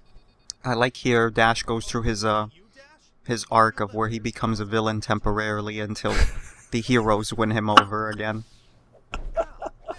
Very important moment for his character. And oh man, is this the last time we see Dash? No, we see him in the finale, but I think this is the last time he has a speaking role. He dies. He doesn't die. We see him in the finale. Oh, this line. Back in 21, we talked about how we would, have our recording sessions, and then there would be one line that trips us up because one of us would make a joke about it. And the joke, like, the line right here was Knuckles, Shadow. And yeah, you're laughing because you remember the joke.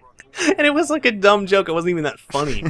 We were recording, and I was like, what if, like, he questions it, and then Shadow just goes on, like, it's probably the emerald. Maybe that's the cause of this. And then he just keeps going, like, Shadow? Like, he's still, like, in bewildered amazement that it's Shadow or Knuckles in front of them.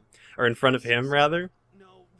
And that was the entire joke. It's not even that funny, but, like, every time... Yeah, because I had to say it like that every single time. Because you were still on that line, like, Shadow? Yeah. In, like, questioning it. Yeah, so that's the joke.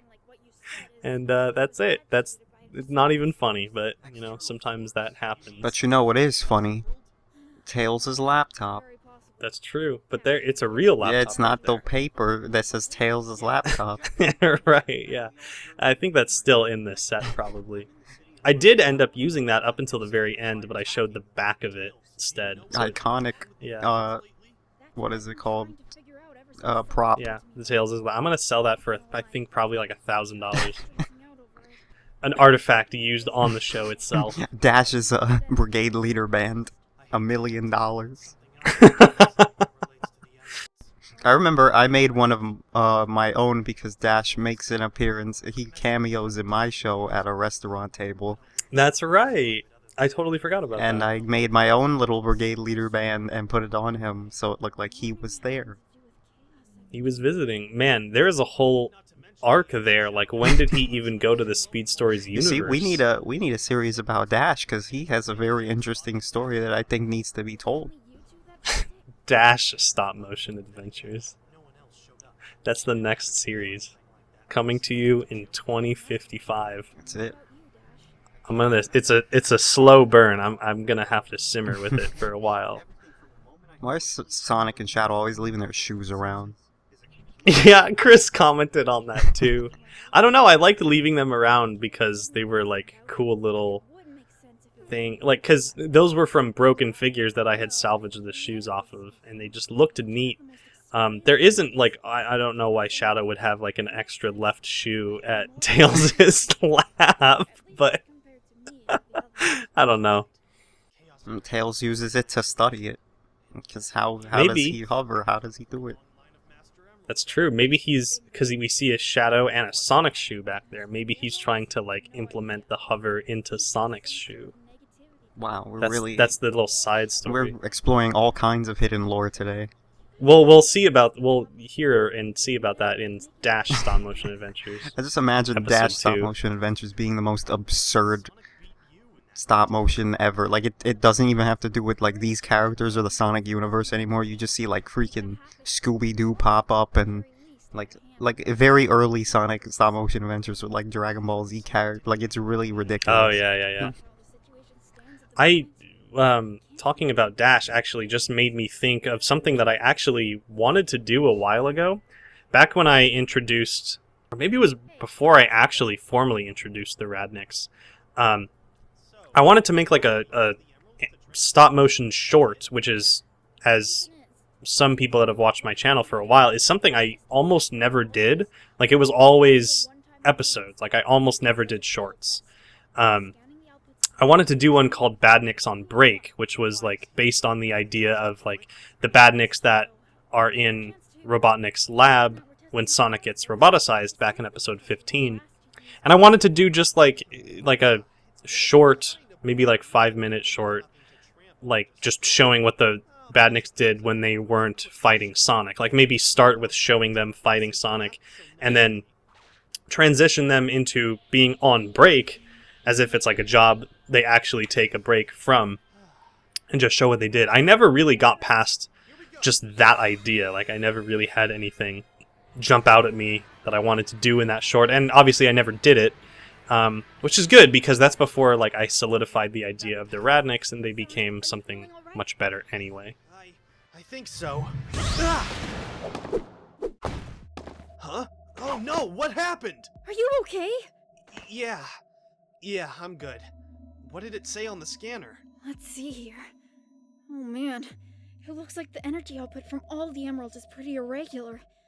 You have any final thoughts on the series as a whole, AJ? I mean, I think you ended it well enough. I'm sure I've said it a million times. I don't know if I've said it ever documented on recording, but you know how it is. The audience, they'll know how it is. It was good. It was a great finale. Bedlam's cool, and I was happy to be a part of it. I mean, you could read my giant paragraph essay of a comment on the final episode if you want to know how I felt.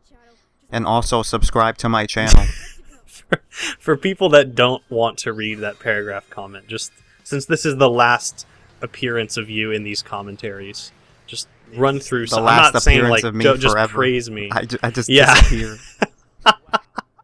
I'm not saying just like praise the series, but it's obviously been a long time running. I mean, it's ended now, but it ran for quite a bit of time. Yeah, it's been a ride. So, yeah, if anything you want to reminisce on, anything you want to comment on, this is the time to do it. I mean, all the laughs from the recording sessions, all the script readings, all the getting harassed by Steven to do everything. I'm gonna miss it all. To do everything? What do you mean? Like record or like set up something or like. Oh, you know. right, yeah. But it's been real. Will you never have to do it ever again? We shall see. Well, Dash Stop Motion Adventures is only like 30 years away. So. I'm gonna have to renegotiate my contract if you want to bring me back for Dash Stop Motion Adventures. I think I'm worth a little more now. A little more than free? Yep. Yeah. Knuckles and Sonic are gonna go see Moana in the background right there. And then Cat in the Hat. Start on this right away.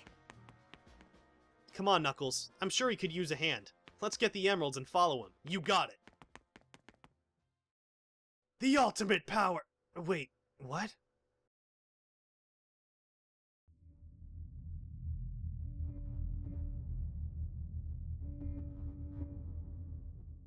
One of my favorite scenes in terms of sound editing that I've ever done, because I got to have a lot of fun playing up the not so much mystical, but just definitely otherworldly quality of this dream sequence. I do wish I made that emerald smaller because it's coming at Sonic and it's not that big.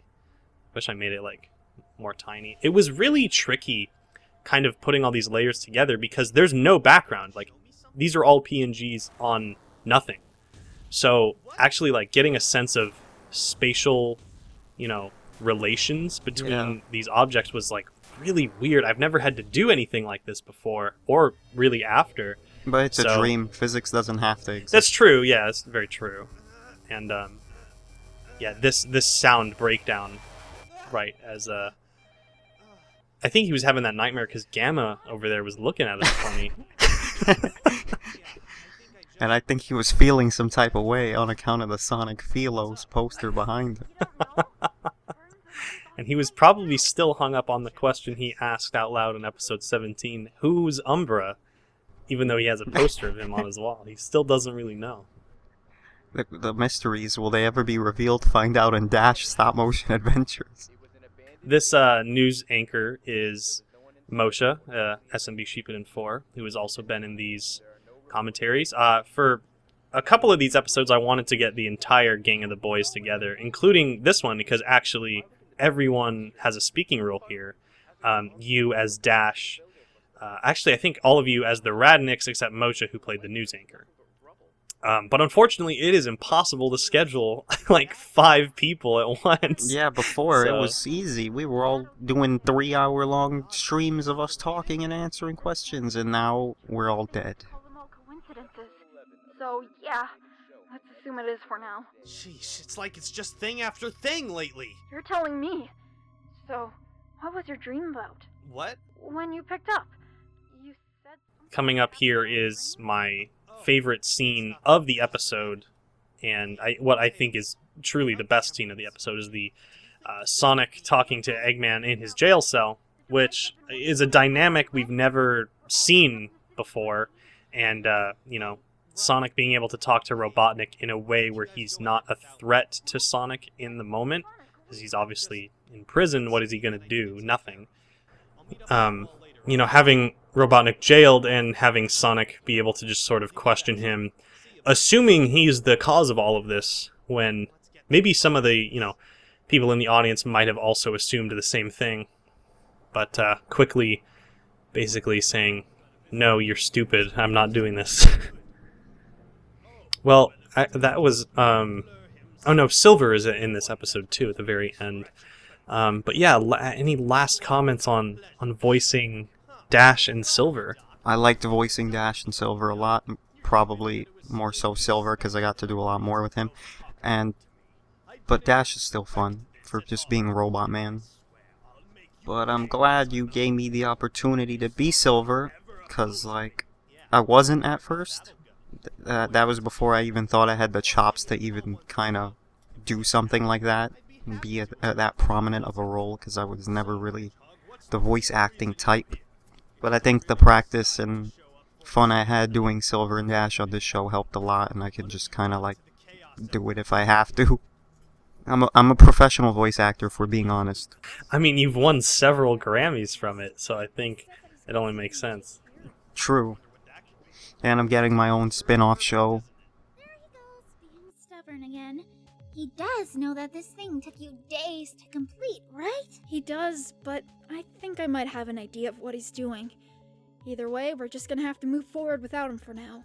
Knuckles, can you gather all the emeralds together? I'm on it, man. Shadow and Silver are meeting up with us in the city. They're gonna help us set everything up and get the ball rolling. So, Tails, do you think this is going to work? I'm hoping that it does. I can't shake this weird, unsettling feeling I've had since this all started, though. But if this does the trick, then we can put this all behind us. Even though I do like this scene, I admit it's It's long. I mean, this one, this is the longest scene of the episode, and it's my favorite. But again, this episode, when you watch it back, it feels a little, well, definitely that. And, can probably start stirring because... setting up the groundwork for everything to come, so, like, it kind of had to be this way, but maybe could have been a little more tight. Yeah, I mean, I think I did the best with what I could at the time, and, that it worked for here, but I'm glad it shifted in 25, and especially in 26 and 27, where there's a lot less, exposition just being dumped on you and more actual things happening. Right here, for shots like this, I would later just add the bar digitally, but you can see I actually had the jail bars set up there. You can even see in the top to the right-ish, where the plank of cardboard that they were all attached to, you can see it, like, right there. Yeah, later I just added a bar in digitally, because it looked way better. What even are these bars? Oh, they're Lego pieces. They're just like 2 by however tall that is. Or it's 2 by 1, and then however tall they are. You stacked them? Yeah, each bar was 3 pieces. And I think I ordered like 30 or something like that. Because Lego lets you... They have a pick-a-part, or whatever it's called. Pick a piece, pick your piece, pick the pieces. And you can order individual pieces that way. And it wasn't too expensive. I think all those bars, it was like $16. I mean, Lego is expensive, but like in the grand scheme of things, it wasn't. Yeah. When it's not a set with like the Hulk and the submarine together, by the way, Hulk driving submarine Lego set, that's like $100. Is that a real set? No, but I'm just giving an example of how stupid they can be sometimes. Oh. Yeah, Lego is expensive, and they know it. You can see on the wall behind Robotnik that it's his little logo sketched on the wall, a Chaos Emerald, and even a shape that resembles Bedlam's head shape from the front view. Who drew that one? Yeah, was it Robotnik? Was it... Who was in this cell before Robotnik? Or do we have another Gerald Robotnik situation here? This wasn't Gerald's cell, but you can see he even started tallying the days. So he's been in jail 6 days from that tally back there. Which... So then does that mean the last episode in which he gets arrested happened 6 days before this one? Yes. Well, no, I mean, he probably got a trial. It's probably been a few more days than yeah, that, that's true. Is there no due process in stations? No, there is. So he's actually been in jail for 6 days. I forgot I added that detail in, but it certainly adds to the lore. Like I said, without going into it too much, there was going to be like Robotnik's trial was going to be referenced in the background of what I call Scrapped 24. And when I got rid of that, I could kind of move things ahead. So, he got arrested in 23. The trial maybe took, I don't know, a week or something, and then he was put in jail. So it's been a little bit since the events that happened in 23. Sort of Tails trying to figure out what's happened with the emeralds and everything, as we saw at the start. And here, Robotnik basically saying, stop using the emeralds or you're gonna die. A short wall between you and the energy they offer grows higher and higher until, eventually, you cannot get over that wall at all. So, like, you're saying that their energy's running out? Not running out, you're just losing access to it. The energy is still there behind the wall, just as it always was, but now you've lost the ability to obtain and use it at your leisure. Tails just gets Wi-Fi anywhere, doesn't he? He probably has like some kind of data plan for his laptop. He's got a super laptop. Well, he doesn't. It's not like he's like on Reddit or something on the laptop. He's running a program. I don't think he needs Wi-Fi for it. True. Good answer. What if Eggman just reached through the bars and just kind of like choked out Sonic right here? That'd be pretty good. That'd be hard to animate though. Animating him holding Sonic in episode 18 was hard enough. Oh, that's right. When he shot him, he gave him Yeah. a big shoot. I think Eggman could fit through those bars. I don't know. He's a rather round, I think they just kind of like shape around him as he tries to go through. or sort of like a T2 situation where Yeah. he kind of just He like just morphs liquefies around. and moves through them. Yeah, exactly. See, these are all plot threads that can be explored in Dash stop motion adventures. Yeah, it's true. I already have. I'd probably say, like 60 episodes worth of ideas. Content, so yeah. Sonic, it sounds like you might need it. Okay, Tails. That's the last one. You've got all the emeralds set up? Great.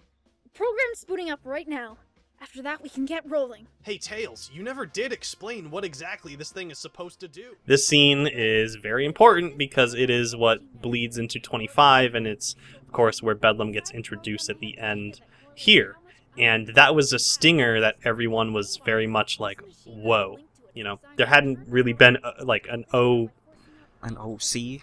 Yeah, an OC original something in my show, other than like Dash and Zalvandor, who were kind of OCs, but were Hey, based don't forget on... Zerato. Don't And undersell my boy of course, Zerato. Of course, Zerato. I don't want to... I would never. He was, I almost didn't want to mention him because he seems like such the obvious pick for something like that. Played by Primo Collector Star Diva, the Patrick Mac.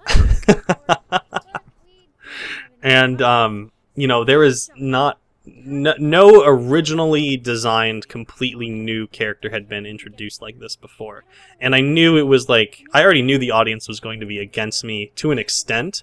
So episode 25 was, even a lot of episode 25 is exposition heavy at the beginning. But it basically turned into 25 being selling the audience on this character. That went into 26 and 27 too, because we don't really learn Bedlam's total complete deal until the end of the series. And I saw a lot of people understanding where he was coming from, saying that he was just doing his job, and basically coming to the conclusion that Bedlam's not a completely evil guy, which is what my intention was. And he's about to be introduced right here, and that is, from that shot, it bleeds into the cold open of episode 25. And when I do the season uploads, episode 24 and 25 will bleed right into each other. Right there. It's like one big episode. It is like one big episode. This sequence was fun because, again, I got to do a lot of, sound editing, a lot of effect editing with the lightning and the emeralds kind of, shorting out. Can't see what's on Tails' laptop right there. He's got one of those things on his laptop where, if you look at it from the side, you can't see it. Is that a thing that's actually... It is. It's a screen, protector thing. That What if in you the put world? Yeah, well, Tails, he invented it, actually. And then I the see. real world kind of caught on to it. Squirtle and Pidgeotto. He went on Shark Tank. He did go on Shark Tank. We'll see that in Dash stop motion eventually. Great. And then the big boom, the black and red bolt is meant to be Bedlam's appearance actually, being there now. That's the final one. And then here he is, the boy himself. And as I Gonna give will... Sonic a big kiss on the lips.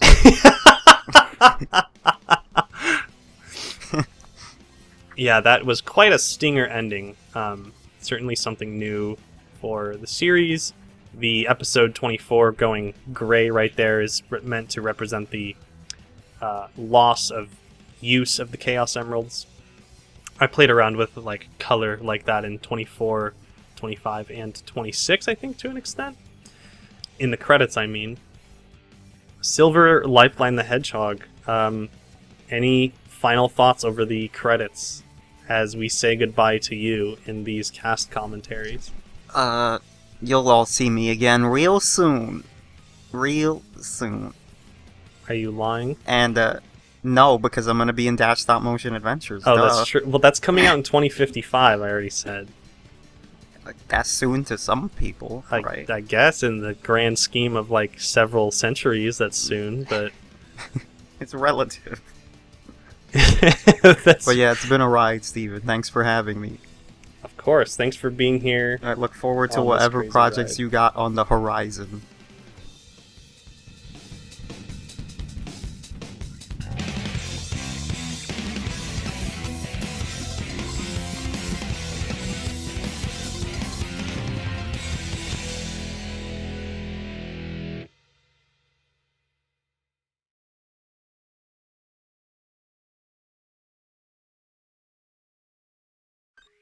And now we move on to the 3 episodes of the show that you can call the Bedlam trilogy.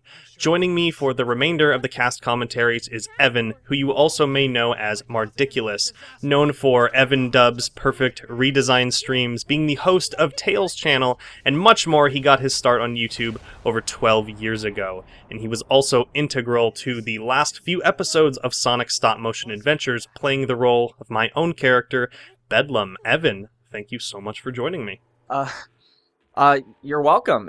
I am so happy to be here. I am so surprised that, we're doing this right now. It's been a crazy ride. I had no idea what I was getting into, when I agreed to voice this character of yours, Bedlam. But here we are. We're doing a commentary on it, and yeah. Yeah, and it's sounding great. There's no, way for the audience to know that this is the second time we're recording this part. Yeah, this is the second time because my dog freaked out. Opal, she's such a sweetheart. Let's talk a little bit about the casting of Bedlam himself. So, what was your initial reaction when I first, sent you a Twitter DM like, hey, do you want to voice this character? So I typically get every 4 months or so I get the odd request to do some voiceover for some of my friends. So I kind of grouped it in with stuff like that I get. I have a good quality mic, and people know that I have experience doing voiceover. So typically some friends reach out to me every so often to fill in a small role or something like that. And when you approached me oh, I'm getting to the end of my series, and he's going to be in for a few episodes. It didn't feel like a mainstay, so I kind of grouped it in with that, as you would. But very quickly I realized that this was a much bigger deal than a side small role or something like that. It was very integral to the plot, so it became very quickly my mentality of helping out shifted. So after already agreeing to be on board, the task got bigger before I was able to kind of deal with it. So I learned really early on that you were very particular, Steven, about how the character was going to be portrayed, obviously because it was super important to your series. But from my perspective, I was like, what's going on? I thought I was just doing a side character. Right. But then my mentality shifted because it seemed like you were very you were equally passionate and you were equally flexible with how this character would be, in the sense that while you were passionate about how this character was received in a certain way, you chose me because you wanted to create this character with me. You wanted it to be a collaborative effort, and that's when it became a little less of a job and a little bit more of a hobby, a little bit more of a passion of my own, because I'm oh, this is a little bit me. I'm in this. I get to really just bring my personality and my own acting chops to the forefront. And then I started really having fun with it, and you can see it in the later episodes. We're actually gonna, follow that journey here. Oh yeah, we'll see the direct progression, especially from this one to 26. Not only that, but this series, this is something you don't know actually. So I'll answer the question that you're about to ask me. Sorry, I interrupted. I just wanted to squeeze this in. This series actually archives my move from Canada to the United States. That's right. Yeah. So you can hear I think in the last 2 episodes, I'm in the States. Actually, somewhere between episode 26, I move. I remember we had some scheduling issues. But anyway, what was that question you were gonna ask? Oh no, I was just going to say that it's very true what you said. I had a lot of concrete ideas for Bedlam, and I knew what I wanted to do with him. But you certainly helped a lot on the front of sort of taking the things he was going to say and kind of taking it like, oh, would he say something like this? How would he say this line? But I'll get more to that in a bit. When I started solidifying the actual character early on, I knew like, all right, it's time to give him a voice. Luckily, it was a fairly streamlined and easy process because you were the only one I actually had in mind. I didn't really go to anyone else. When I got your attention about it, you know, if you remember, I sort of described the character, and I even sent like some test lines like through Twitter. Oh yeah, I remember. So, do you remember that first test recording? Oh yeah, because I remember I've always like when you approached me with like the idea of a villain. Of course, when I hear a villain, and as anyone would, your first impulse, potentially wrongly so, but you go for like super dark and terrifying. Right. But what I was saying earlier about how I learned really early on that you had a very concrete, as you say, idea of how this character would be portrayed. I learned really quickly, like, oh, that's not gonna fly. Like, he wants a character that is only the antagonist because he has opposing views from the main character.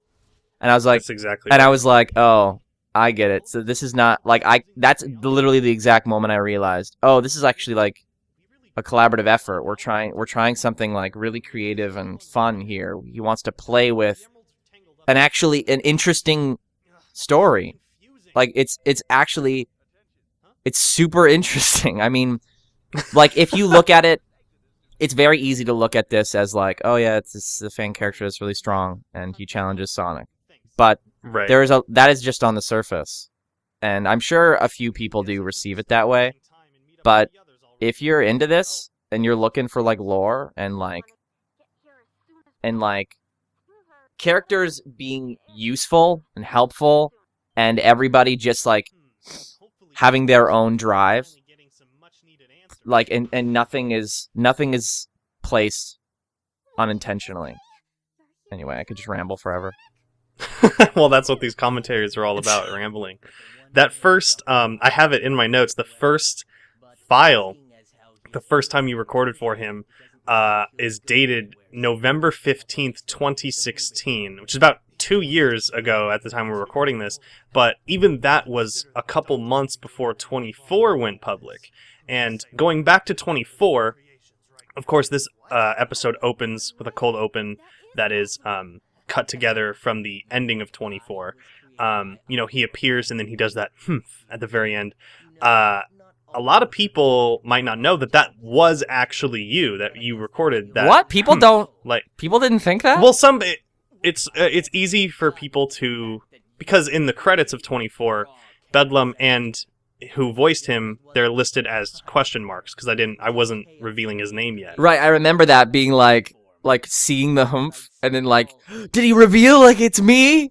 And then like, cause I needed to check that because I wanted to like know if I can like tweet out that I'm like, it's me, I'm voicing the guy. But I checked and I was like, oh, he's not saying anything yet. All right. Because I was trying to be very secretive about it. But I think it's easy for people to hear that one little humph and then assume like, oh, that's before he got like a voice actor on board or like he solidified the role or anything. But that was actually you to clear the air right here. That was you. Yeah, and I remember you being like it was interesting to choose to reveal him that way because a lot about what makes Bedlam interesting and fun to watch and to play is why he's doing it, right? His logic, but revealing him in a way that like where he doesn't have the chance to explain that. You had an interesting. I don't know. I feel like you did it on purpose because you purposely explained nothing and just revealed the way he looked first and the fact that he showed up. Oh, yeah, absolutely. And there was no explanation. And immediately in the comments, there was just like, oh, it's like there's an OC. Okay, there's an OC now. And oh, man, you're giving me war flashbacks. I feel like either you didn't know what you were doing or you knew what you were doing. But it worked out in the end because obviously when somebody sees a new character revealed, their first questions are going to be like, okay, like, is he justified for being here? And you spend this entire episode like just justifying his existence throughout the entire series, and it made it feel really satisfying. Was that intentional?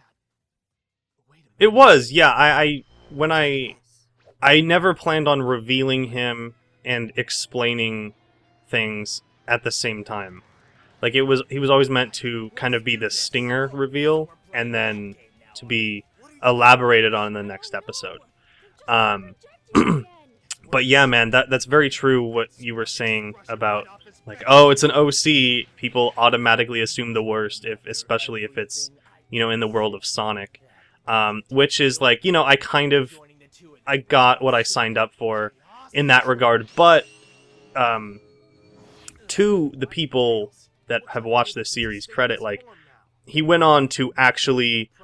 There were a lot of people I saw, like, man, usually I don't care for OCs or anything, but Bedlam I do really like, or things along that line, which is really cool. Like, I was able to kind of get people on board that might have not been on board in terms of the way I wrote him and stuff. Well, yeah, you can see, like, watching it before this commentary, I was really, like, looking at it from your perspective as a creator, and you can see the things that you put in place to kind of give every character their moment, give, like, Bedlam incentive for doing what he does, and also, like, putting Bedlam in a position as I guess I can assume that people have seen the entire series that are watching these commentaries, so I guess I could... Oh, yeah, please do. Okay. But you can see by the end, Bedlam has, like, kind of a melancholy ending to his story, but he expresses awareness of deserving that fate. Like, that is his own fate, that is based on his own choices, and it's kind of ominous. Like, it's kind of like I was gonna ask you, I guess I'll just save it for when we actually get there, though, but maybe just I'm gonna harshly change the subject because of what's on screen right now. But you really take advantage of how the Sonic series almost holds itself back in comparison to things like Dragon Ball Z with super forms, because I really like how the Sonic series established super forms. Like, they're a temporary boost, and you're taking advantage of that in all the right ways. Like, it makes the fights more interesting, because Bedlam here is clearly stronger than everybody, but you're really playing around with, like, the use of chaos energy and making it surprising. Like, putting the Chaos Emeralds in an uncertain state is a genius idea to conclude a story about Sonic. Like, thank you very much. Seriously, because this almost gives us the conclusion to the adventure series that we didn't get, because for a long time there was a string of Sonic games narratively that focused entirely around the Chaos Emeralds, and I feel like your series is literally the only evidence of somebody concluding the story. Like, if there was an arc for the Chaos Emeralds, it would end with your kind of concepts, if that makes sense. Like, centering it around the use of Chaos Emeralds in the first place, and then ending it with, like, we can't use them anymore. That's it. And, like, and you play around with it in all the cool ways. Yeah, I mean, SSMA is SA3. Confirmed. Oh, yeah, it's SA3. I was making the third game this whole time. I was trying to say that without saying that. No, but...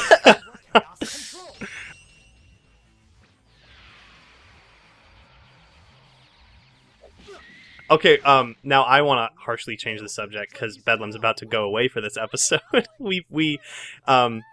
This line was, like, towards the beginning of the episode, but can we talk about the "no one to thank but yourselves" line? Oh my please? Gosh. So if I can just, like, jab that into you again. Since moving to America, it hasn't just been you, though. I'm realizing, but okay, if you think about the whole story, there is a missing chunk of history, because like English originated in Europe, right? Like, the language. That's where... Right, yeah. So why did America go ahead and change everything? Because we're dumb! Like, I get independence and everything, but how is it that Canada and Europe English speakers, like, they all get it, and America just goes ahead and changes stuff, and then laughs at other people for... oh my gosh. Anyway, so I spent like an hour or, I don't know, 20 minutes trying to pronounce the word thank, and I still can't do it right. Thank. You guys do thank? Yeah. We say thank. For those for those unaware, he says there's a line earlier when he's addressing the group, and he says, "You have no one to thank but yourselves." So apparently, I mean, okay, for those that really don't know, I'm from America, specifically California, and then Evan is from Canada. I don't know if you want to say specifically, but anyway. Well, yeah, so it might matter, but I'm from Ontario, because the dialect might change depending on regions and stuff. When he was recording the line, he kept saying, so here we say thank you, but for him, what do you say? Thank you. I'm about to go in on you, but please finish your point. It sounded so strange to me, and I was like, "No, dude, what? You're saying thank weird." And he's like, "No, I'm not. I'm just saying the word how I would say it." So I had to like restructure Evan's entire brain up around pronouncing one word so I can get this line to sound right. And I remember I kept telling you, think about it as think, because you don't say think, you say think. And he was like, yeah, I do say that. So he had to, like, I remember even there's a line, it's in either 26 or 27, that you say thank or something like that again. And it was like still like you were still like, I gotta think about like I gotta think about and it was still hard. Ordeal. And let me defend myself a little bit. I honestly think that the reason for doing that is less so that I'm Canadian and a little bit more so that I'm fresh out of theater school. And I hate to go against you. Oh, that's true. I hate to go against you, Steven, but saying thank like that is like objectively not the correct way to say thank. There's less voice and there's less vowel, like there's less there's less resonance in the word when you remove that the sound, and so it's easier to misconstrue for something else. The very idea that you had to compare it to the word think means that it can be mistaken for that word, and it's like a less efficient way of. And I'm like, they train you in like acting school, like you like slide through, like use your resonance to slide through the entire sentence, use the resonance to like convey the emotion, because the more resonance you have, the more potential you have for being like shaken off of that resonance, right? That's literally what acting is like as you're saying something, you can get taken up by what you're saying, and then you can be driven to cry or laugh. And the more resonance you have is literally the vehicle driving you to the end of the thought, right? And taking away that, like, it was so hard for me because I'm like, it was simple from your perspective because you're like, just change the way you're saying. I don't get it. but you were like, I have to change everything I knew. Yeah, it was the literal foundation of which I act. Like, I'm like, yo, I need that train of thought to be as seamless as possible. And like saying thank, it's you can hear it though, right? Like saying like, thank you. It glides. Oh no, saying you can definitely hear it, yeah. Thank you sounds like you're dropping a stone in water. Like it's like, and it's like, oof. I don't know. It feels different, and you got it. I'm not crazy. There's no way. No, you're not. I absolutely understand what you're saying. I'm mostly just laughing because it's so funny that it was so simple to me. But really, I was just telling you, like, hey, you know, like everything you've learned, like, just throw that out and just do not that. Yeah, and I remember we discussed it, and it's like you didn't want it to be jarring to your viewers. Well, because in the series, if I ever said thank you, that's how I would say. I would say thank. So it would be weird if one character just out of nowhere started speaking that way. Yeah, like, why is this guy? So that's why I ultimately was like, I'm not gonna argue with him right now. I'm just gonna listen to what he says because this is what we're supposed to be doing. But like, now that you guys know this, that are watching this, listen to every single time I say that word as Bedlam, which is like 4 or 5 times because I guess Steven hates me or something. Yeah. But every single time I say it, I hesitate. And I know, and I can feel it in the lines. It doesn't matter how many times we did it. Even in the final ones, I pull away. I hesitate around that word specifically because I was afraid of it. I think I put it in the first blooper collection you were. It must be. The must second be to there. last. It probably is. Yeah. So going more towards the how you were saying how you are. You're obviously not a stranger to acting in general. I know you have experience with stage acting, like you were just telling me about. Were those different fields able to kind of help you and steer how you performed, you know, regardless of times where I was like, don't do that? Oh yeah, totally. I thought, like, what I said earlier about, like, you wanting you to collaborate with me to make Bedlam, I really had a chance to, like, play around with, like, what, like, I mostly got to have fun with, like, the stresses on words, which we did a lot on the script. Like, you would you know, bold certain words. I find that a lot of our retakes had to do with either my voice cracking, because of the nature of the voice, because it's like a higher pitched raspy voice, which is harder to sustain. But also just based on stresses. I was playing around with, like, putting stresses on words all the time. And if I were to give advice to any voice actors that are doing, like, fan work online, like, if you're trying to, like, make your acting a little bit just better, make sure you're putting stresses on words. It could even help, like, printing out the script or writing it out and circling certain words that matter the most to you. Because honestly, most online voice actors that are doing it, like, just, you know, for fun, the main thing that people miss is that they're just not saying what the line is saying. And of course, it's easy to be like, oh yeah, that's not me. But, like, really, just circle words that you're saying.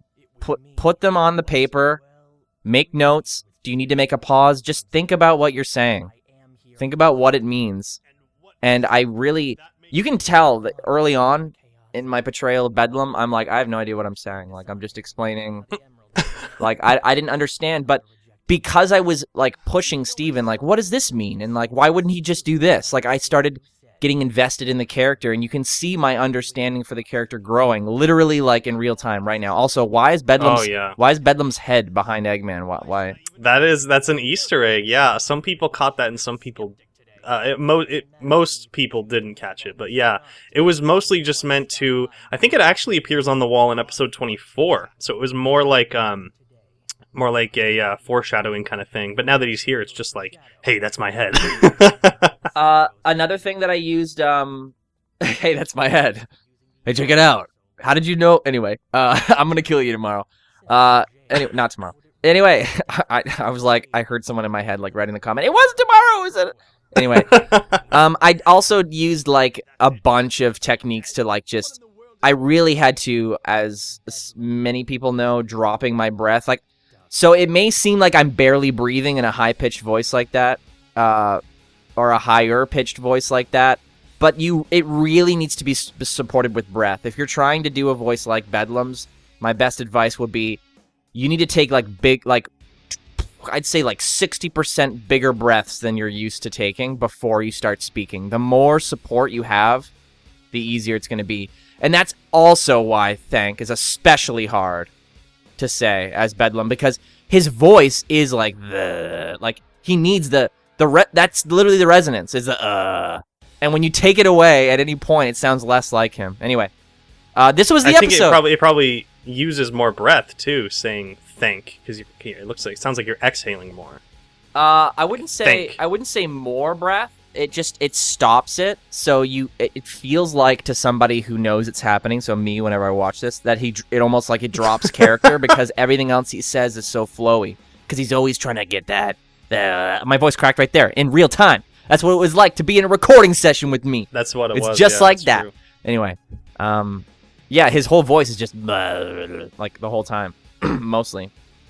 I was probably better at it in the episode than I am right now, but. No, I think right now it just, like, squashed all the work you did across 3 episodes. Yeah, I already forget how to do them. Nobody asked me how to do them because I obviously don't know what I'm doing anymore.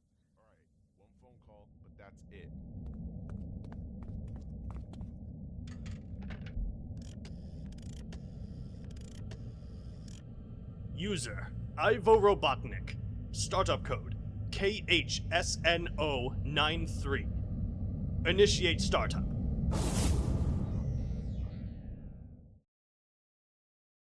So now we move on to episode 26, Shot in the Dark.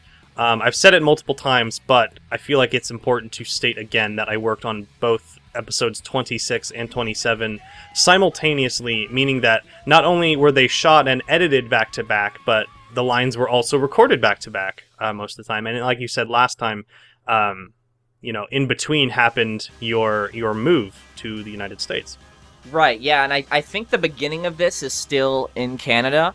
And also, this is where you really get into, like, hey, Bedlam's not a bad guy, actually. However, there are a few things that I said, had I known that this was coming, I would have said differently in the first episode. Yeah, I totally get you. But wait, I actually just remembered this. I think this was the first, for the show, I think this was the first thing you recorded when you were in the States, because I remember having to coordinate, like, you with Lords and, like, your recording situation. So I'm pretty sure you were in the States by this point. Oh, then maybe it was midway through last episode. Maybe, you know what? Maybe my idea of, like, how the episodes break down is a little bit clouded. Because probably, I had the humph, right? Like, I appeared in 23. Right, I appeared in 24. And I remember, like, on paper, for whatever reason, you telling me, you will be in 24. I didn't realize it was just going to be a humph. So I think, I don't know, I just got confused. Yeah, so I'm in the United States now, and you can tell that the soundproofing is a lot better. If you were considering... It is, If you were considering renovating that closet you don't use and filling it with soundproof, and, like, going in there to record with your microphone, if you want to hear the distinct difference it makes, go back, watch episode 25, my Bedlam voice, then watch 26, back to back, and that is the difference it makes. I have an Audio Technica AT4040, I think, with a pop filter. If you want to see the difference it makes, that's a really good comparison. I like it, but I don't opt for it all the time anymore. It's just too much of a hassle to go in the closet there. But if you really want to improve your voice just that much more, and your situation is a little less difficult than mine, then it's worth a shot.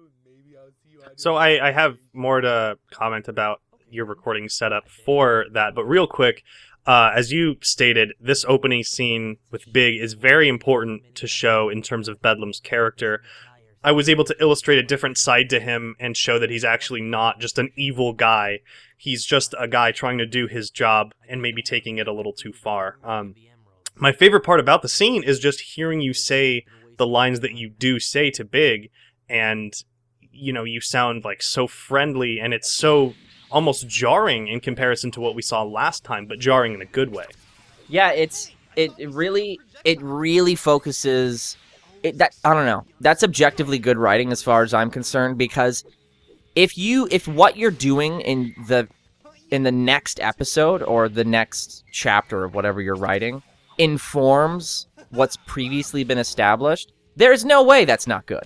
So what we're witnessing right now in episode 26 is making 25 better, which is justifying continued engagement in your series.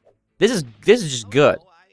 And I mean, everyone that's watching this knows this already, but if you've got any friends on the fence because this is like Sonic toys, like, just let them, there's a script here. Like, I'm an actor from acting school, 3 years. I saw this script. It's Sonic the Hedgehog. It's a good script. Like, when are you working for IDW, Steven? What's going on? Oh my god. Well, thank you so much for all those kind words. I can actually, at the time I'm recording this, it's just shortly after Thanksgiving, where I was able to premiere these last 2 episodes for the first time to my family, and, like, my extended family. And they don't know Sonic the Hedgehog. I mean, like, they know some of the characters, but they don't know the story. They don't know, like, Chaos Emeralds what? They don't know anything. And to their credit, they sat there, most of them, they sat there for the entire runtime of both episodes. And I could tell, like, it was the script that was keeping them there, and, like, a lot of the flashy editing and stuff for the fight scenes and stuff like that. But, like, fast forwarding into 27, like, my grandma at the end, like, when Sonic becomes the moderator, she got that, and she was like, oh, well, how will he take the job under his own wing? And I'm like, you don't even know anything about Sonic, and you're saying, like, you get it, and I thought that was the coolest thing. So you got like a it's gift the perfect for it. series. There's no way around it. You got a gift for it. You definitely should keep writing. I mean, this is definitely something I got written down, but I don't know when for what. I don't know when. I haven't scrolled to it yet. But I might as well bring it up now since it's relevant. Are you planning on continuing writing? Like, I know that the series is definitely done, but are you currently like talking about what you're working on? Like, or I mean, I'm not talking about it, but I want to go into screenwriting. This is the exact thing that I'm interested in. Oh, damn. Then I definitely say, yeah, go for it. Sweet. Yeah, cool. This is like, I don't know. I can't say that I've been like trained in writing per se, but I only tackle it from the other side, meaning in acting school they go like, the people writing scripts will give you hints as to who your character is. If it's a good script writer, right? So they go like, they give you all the techniques to look for in a script, which kind of gives me the tools to kind of judge good writing. So this is coming from an actor, not a writer, but you're using techniques that inform your actors. That's for dang sure. Like, there are things going on in here that illustrate their characters. For example, your Knuckles. Literally, we just saw it. He's done in a way that isn't, I don't know, it isn't belittling his character. It's funny, but we're not laughing at his expense. We're laughing at Knuckles because we love Knuckles, because Knuckles is us. We relate to Knuckles because it doesn't feel like something we would never do. Sonic Boom is great, and I enjoy it, but a lot of the times it's hyper-reality, so you're like, wow, I'm surprised with what Knuckles just said, so I'm laughing. But your series strikes a different kind of funny bone. It's more like, wow, like, that's something I would be saying right now. Akin to early SpongeBob with Squidward, he says something that, if you go back and watch it, maybe many of you are around my age, like 20 or 20 plus, or around Steven's age as well.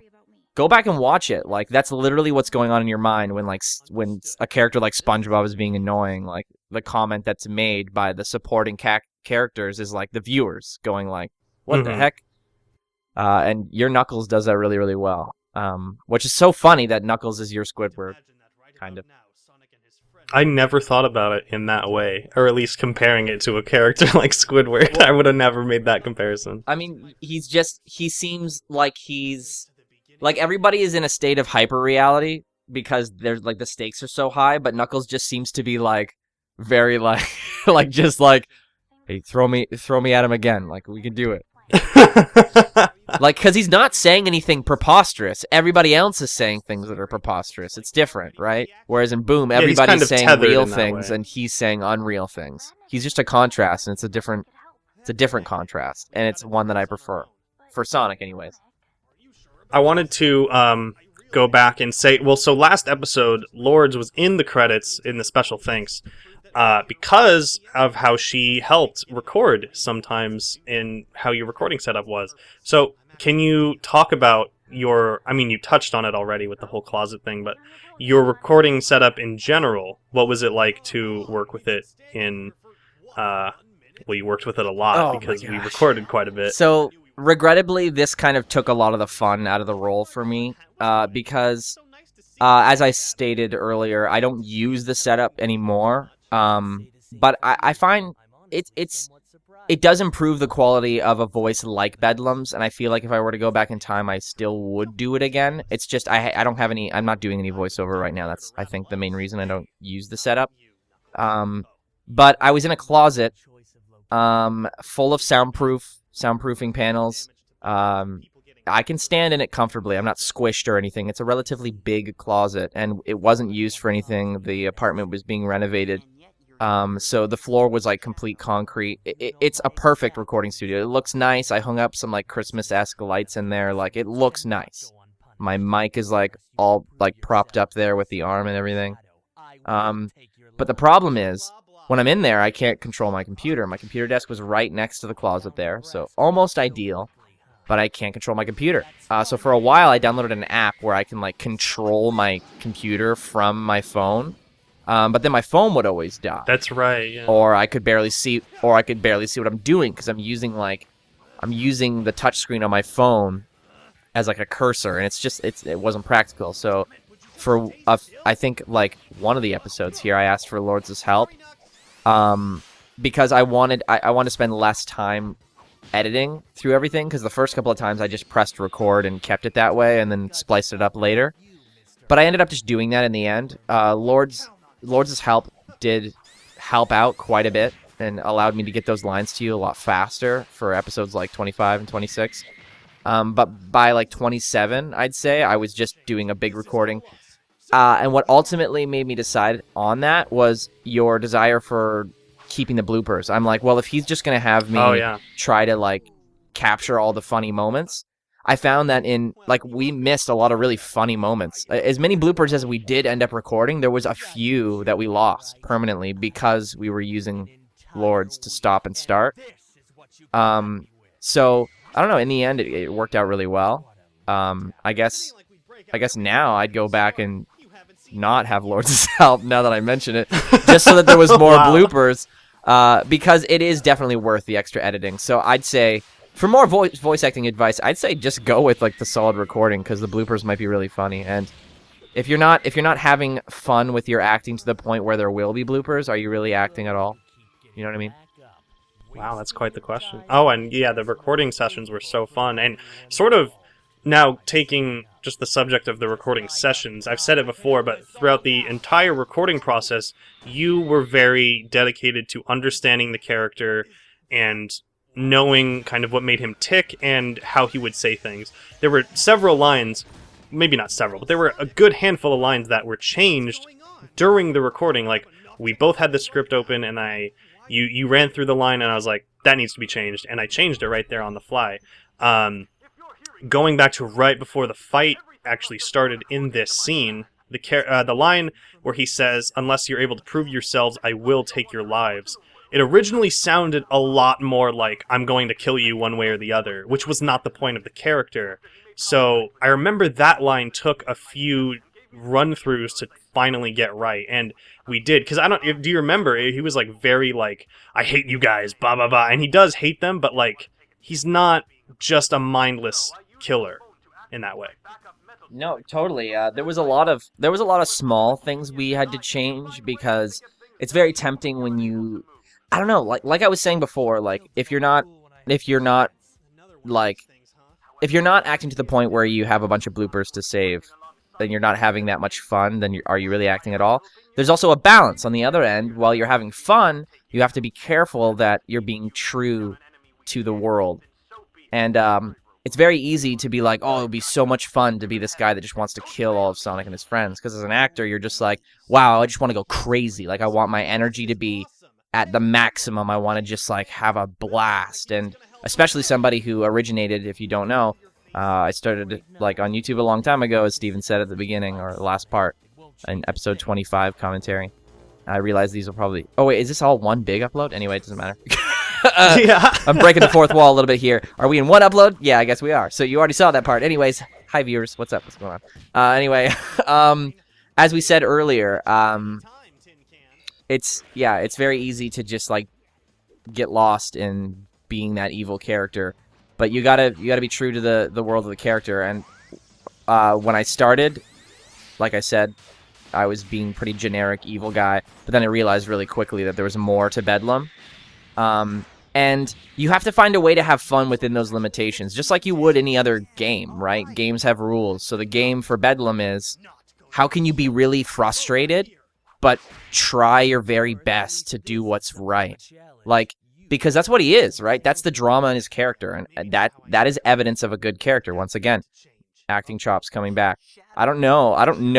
Like, I'm not a writer, so I don't know if you're, like, the best writer in the world, but there are things in...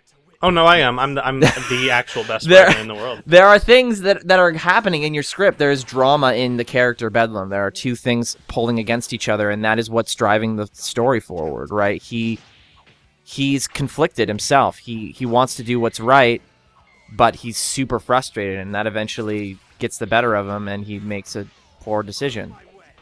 Yeah, yes, and that it was always meant to be... I'm happy that I actually saw people in the comments...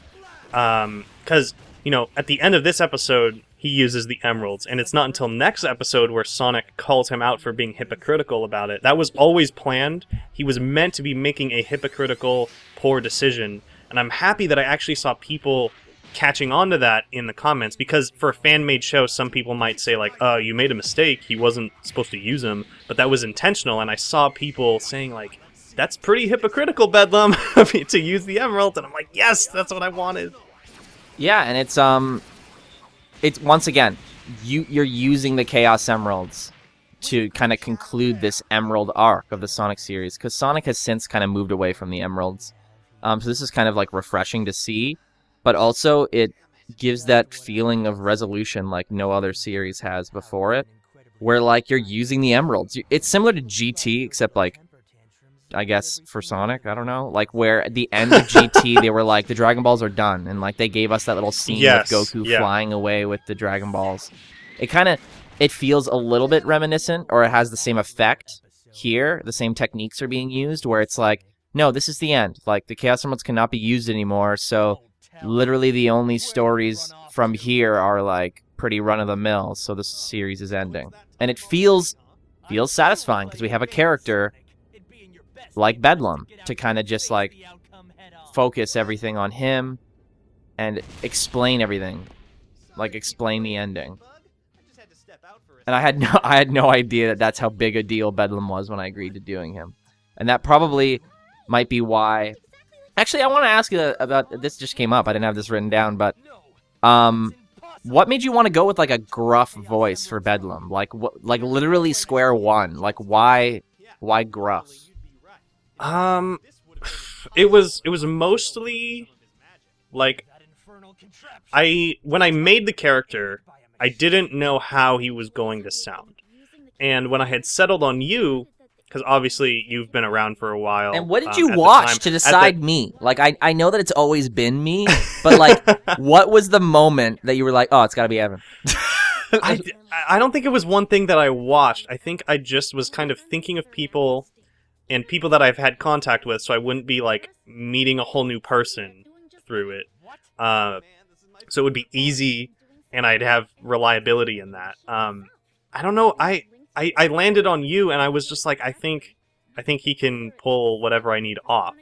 And sort of going back to what we were saying last episode with the whole test recording thing, I remember when because I described it to you through text, and as we both know, that didn't get either of us very far at the beginning. No, it didn't. When we were finally able to just sit down, record, and call with each other, and then we were able to hash out the lines, that's when it became like really clear to me, like, okay, yeah, I made the right decision in going with this guy, because he knows what he's doing, and he's not only you knew what you were doing, but you were actively striving to make what you were doing better. And that's funny to hear, because that was the exact moment I was realizing that you wanted to be collaborative. That you were like we got into a call, and I was like, why do we have to get into a call? I don't understand. Because remember, my mentality going in was like, I'm just helping a friend do voiceover. So I was like, we're getting into a call? Like, all right. I mean, because I thought I was just side character, right? You gotta remember that was my. So I'm like, what's going on? Like, is this like a big deal? What's going on? Like, that's what I'm used to. It's no offense. I was just like, what's that absolutely. But then makes sense you started like, like, here's your big moment with the emeralds right here. Oh. And like, this is like the character saying what? Like, if you just watch this clip, you'd be like, oh, okay, yeah, the OC turned super. He has his own super form. This is not even my final form. But like, watching the series, this is surprising. This is not akin to Dragon Ball Z as much as it would seem, with his new transformation, and it's a rising upwards shot of the new villain. Here we go. It's like, if you take that out of context, yes, okay, ha ha ha. But like, this is genuinely surprising, because he just said, stop using the emeralds. Stop using the emeralds. Don't use the emeralds. How dare you use the emeralds? I'm going to use the emeralds. Like, yeah, and then they're like, wait, what? And then they go, wait a minute. He's kind of confused. And from the conversation with Big, it seemed like he wasn't sure what to do. And here he is making a mistake. Like, he's not a perfect character. Like, I don't know. It shouldn't be unique for an OC to have a tragic flaw like this, but it is. So basically, what to the takeaway from this is that Bedlam is the best character ever put to screen. The very best. the very Guinness World Record book. No, it's just there's more here. Best I guess I'm character. just talking from a perspective. No, I absolutely get what you're saying of the because initial reaction. Sonic OCs have a bad rep to begin with. So I was from the moment were working I against that. decided. Yeah, I was working against that actively. I wanted to get people on my side, and I had to basically be like, no, he's important. He's not just here for like, shock value. The whole I knew I was doing things with Bedlam probably by episode 23. I knew probably even before that. I knew Bedlam was going to be the end of my show. So for the couple episodes that come before the Bedlam trilogy, I was working towards it. And before the episode ends, I want to mention 2 other edits we made to lines. There's a line that when Metal Sonic shows up and Eggman is explaining what is going on, Bedlam says, "I should have killed that old fool when I had the chance." The original scripted line was, "I should have killed that old bastard when I had the chance." And I'm very glad that we changed it, because I think light swears like that, they have their place, but that's just it. They're not meant to be used everywhere. And when because you did record that, it's in the final blooper / outtake reel, and I was like, that seems too heavy-handed. Bastard is almost stigmatized at this point for an anime company that wanted to say the swear word that the Japanese people said, but they can't in the dub. So early Dragon Ball, Dragon Ball Kai, is notorious for you bastard, or damn it, and it's it's very anime, and it's almost you can't use them now because of that. Bastard is almost just not in my vocabulary. I always almost jump to the extremities, and I feel like most people are like that. So in a series like this, yeah, I feel like you made the right choice. Just cut it. These Sonic characters can't do that. And whether or not it's because Dragon Ball Kai forced it in there or not, I honestly do truly think that it's just stigmatized. But yeah, it would have been cringe for sure if you did that. So I'm glad that you decided not to. Yeah, I'm glad that I did too. And when it comes to my show, really the only characters that will do light swears are Knuckles and Shadow, and those light swears are hell and damn. And that's earlier in my show that was not the case. I was much looser, but Supersonic Boom put it very eloquently. It was either in the commentary we recorded or during the conversation after, where he was saying how, having swears like that is like a tool in your tool belt, but a tool is not going to work in every situation. You're not going to I can't think of any tools off. You're not going to use a chainsaw to hammer up a picture on a wall. So you got to use what you have smartly. Of course, yeah. But there's always a place for something. Yeah. So that became very clear to me. I was also just edgy teen. I can make characters say the hell and the F word. No, exactly. That's why. I feel like Dragon Ball Kai didn't have a reason to use it, and so it's the same thing, right? You can't just use something because. Whenever you're using something just because, it's always bad. Objectively, it is always just because. No, if you find yourself making something and you go, and somebody asks you or confronts you, why that? And you go, I don't know. You should probably rethink that. You should probably have a reason for it. If you're making something it's got to be serving something, otherwise it's needless. Makes sense to me. So here we are at the very end of the series, episode 27 forward. Of course, starting off with a cold open of restating a few of the last lines of 26 before moving into the rest of the story. I think now would be a good time to ask, what of the Bedlam trilogy is your favorite from 25, 26, or 27? Oh, I mean, definitely this one. I had a feeling you were going to say. I mean, how could I not say this one? It's got a little bit of everything, right? His character has gone full circle. Everything before this was just building up to this, to be perfectly honest. Mm-hmm. So you get to see every side of his personality. If anyone's going to choose one of the episodes for the Bedlam trilogy, I don't see why they wouldn't choose this one. Just because if you're going to show anybody any episode, and you're going to try to explain who Bedlam is and what the story's about, I guess you probably shouldn't skip to the last one. But it's clearly the highest quality one. It's got all the pieces that you need. Like, it's a good showcase of the character, I find. So this is definitely. I mean, and I'm the actor, so I got better as I went, of course. So definitely. I'm just gonna choose this one because it's the newest one. I have to take a moment to just praise you on the role in general. I mean, really, you did such an amazing job, and I was really lucky to have someone on board to play the role of Bedlam that was so dedicated to doing it justice. You know, you took it very seriously. Some other people might have been like, well, it's just a Sonic fan show, whatever, but you brought it in every regard. I mean, that's only echoing your own passion.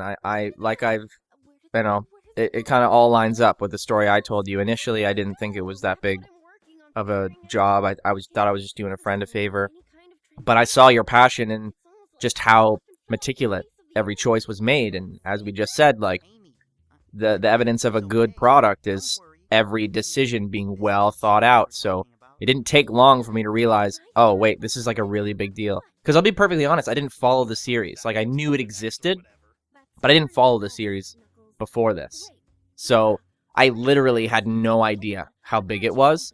So imagine how overwhelming it is to like see this giant script and like the wording mattering when I'm used to just like doing a background role, like akin to like what you had like Kyle do, like that guy in the prison where he's just like, you got 5 minutes. Like, that's what I thought I was doing, because I've been like out of the voice acting scene until you thought about me.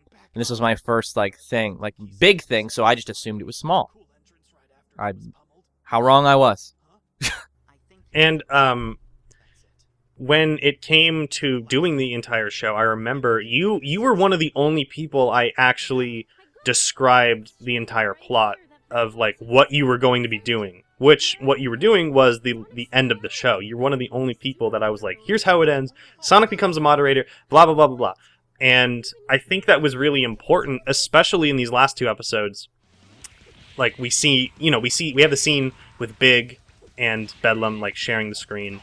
And it's interesting to have you have the knowledge of, like, this fight scene right here while you're recording for, having that prior knowledge of what comes next. If I didn't know, that would be terrible. Because Bedlam has to, I have to know. I mean, I could see why the supporting characters might not need to know to protect the ending and make it a surprise for them. But Bedlam is the driving force of this story, so if I didn't know, like, you could tell, like, the stark comparison of the first one, I had no idea what was going on. I almost wish I can go back and, like, inform it a little bit better. But yeah, being informed, you can see the difference it makes. Or hear it, I guess. Right. Since the super form is on screen right now, talk a little bit about how early we both had the idea of like changing his voice when he went Frantic Bedlam, which is what the form is called. You know, we had this idea of like kind of how Cell in Dragon Ball Z, his voice changed from each form, and even like, you know, Boo, Majin Buu and stuff, the voice completely changed. We had, I think we tabled it when we were discussing it, and we're like, maybe his voice will change. I'm not sure. It was up to me. Like, if I told you his voice is gonna change, you would have had to be like, oh, okay, yeah, and just do it. But I remember thinking like, oh, maybe it'll get deeper, maybe it'll get like raspier. Which, can you imagine like a deeper, raspier Bedlam? Like, that would just slay your throat. Well, actually, I was hoping you were gonna shift it. To be perfectly honest with you, this is Steven's first time learning about this, by the way. When you were deciding, like you were on the fence between changing it or not changing it, I was like, please change it, please change it, please change it. Not that I don't like voicing Bedlam, but this is like, for my voice, is very hard voice to do. So, like, I had to find joy in the challenge. This is not a voice I typically do. With Rasp, for whatever reason, no, not for whatever reason. It's obvious that it's easier to support a lower voice with more breath. So I'm kind of pulling my voice in two directions with Bedlam, which is why my voice always cracks when I do it, because a higher voice is less supported. There's naturally more tension in your throat when you're doing a higher voice. But there's also tension in your voice when you're rasping. So there's double tension in my voice. If it was lower, if it was accompanied by something lower, it would be relaxed and tense in two different spots, so it's easier to kind of like do that. So I was like, yo, if the last couple of episodes he has a lower voice, like that'd be perfect, man. It would be narratively justified, and I wouldn't have to work as hard. But in the end, it ended up being for the best, because now it illustrates Bedlam's character development, right? He's lost his way at this point, and I feel like changing it would have changed him, and it would have felt a little more orchestrated, his character development. Like, Cell just gets smart because. Right. Whereas Bedlam here is just a guy that transformed. Like, he shouldn't change as a person when he transforms. Yeah. And I feel like if I changed my voice, it would have changed his personality in turn as well, so. You can also kind of compare it to, like, Super Saiyan 3 Goku, how Sean Schemmel does. He definitely changes his performance when he's Super Saiyan 3. And his character a little. Yeah. I mean, and part of that is the original, like, source material changing how Goku acts, but also Schemmel definitely puts a spin on it. Yeah, I remember you described Bedlam's voice to me and how, like, basically on the fence it was. It wasn't comfortably in either direction. It was like you had to kind of teeter on the edge, and it was really uncomfortable for you. And I remember a lot of, after, oh my god, there were so many lines, especially towards the end of the show, where there were just, like, paragraphs of text that you had to say. And you were just like, alright. Yeah, and the nature of the voice means that the voice crack is kind of random. Mm-hmm. It's literally like sustaining. Like, there isn't any... All I can do is try to support with the most breath as possible, but since there's tension on both ends, it's almost impossible to keep it consistent. My voice will crack just randomly, and it's not that it was hard to say long lines because I ran out of breath or, you know, I was getting tired or something. It was simply just because that increases the chance of my voice cracking. Right. Like, I like to get in and out as quickly as possible with this voice. Otherwise, we'll just be re-recording it over and over again. But he has long explanations all the time, so it was pulled in that direction too. And of course, for me, you're recording lines over and over again anyway. Yeah. I'm like, you would... I remember, because I'm notorious for this. You would get a line sounding, like, perfect. And I'm like, that was so good. Except, I want to hear let's it again. change it. Let's change what he's saying.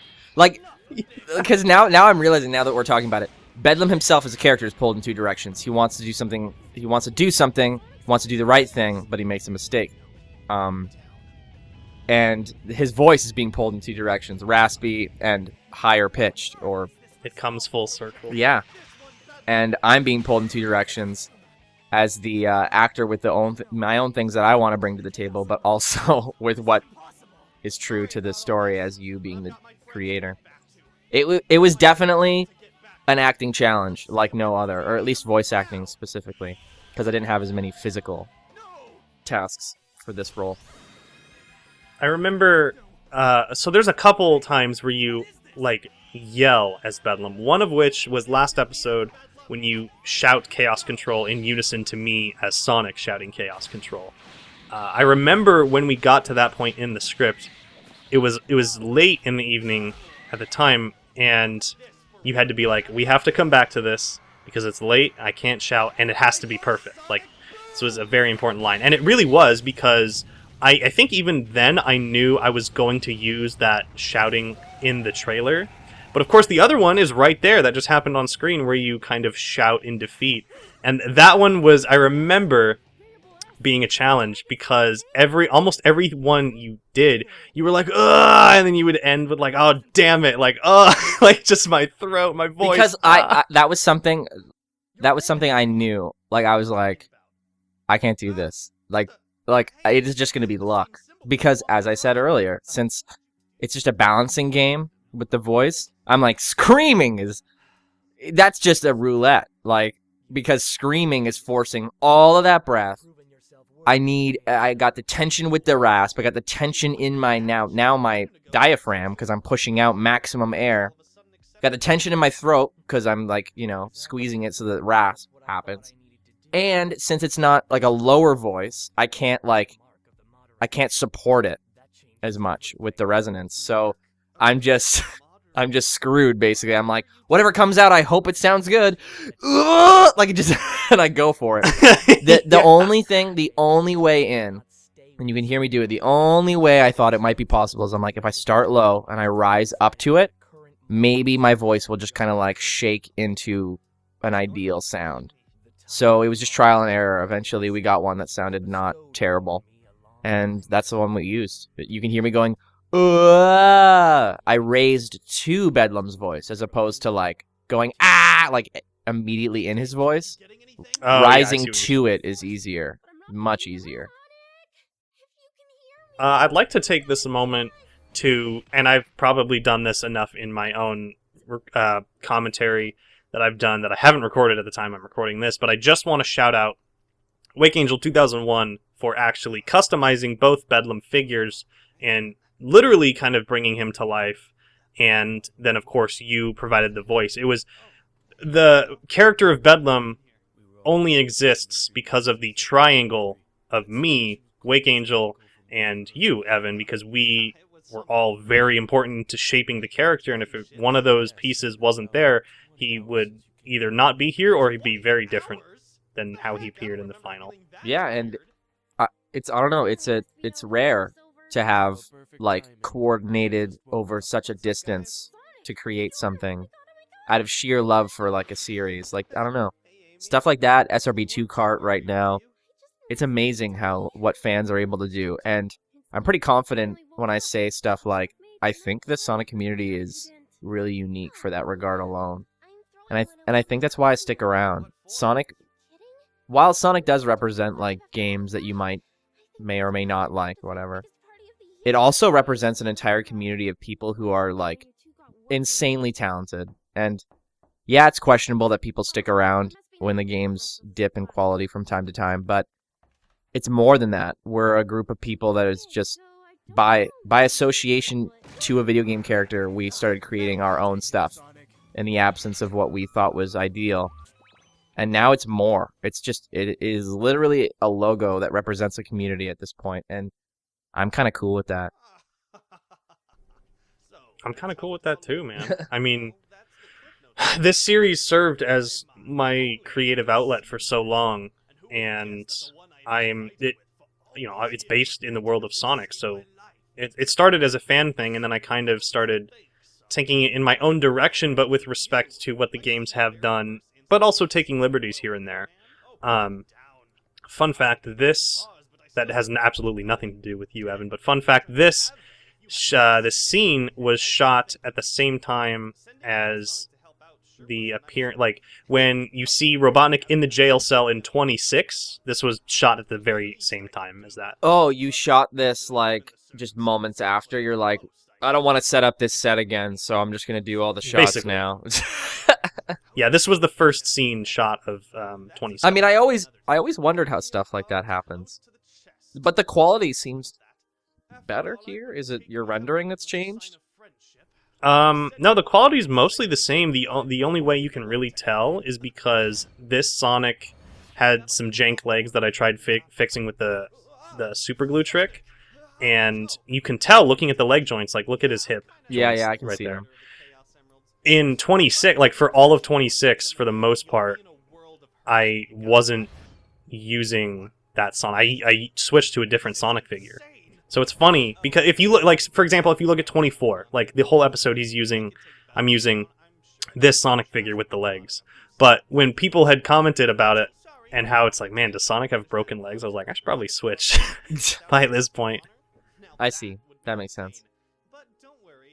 I always wondered if stuff like that happens, like if you film certain scenes so you don't have to set up a set again. And this is proven true.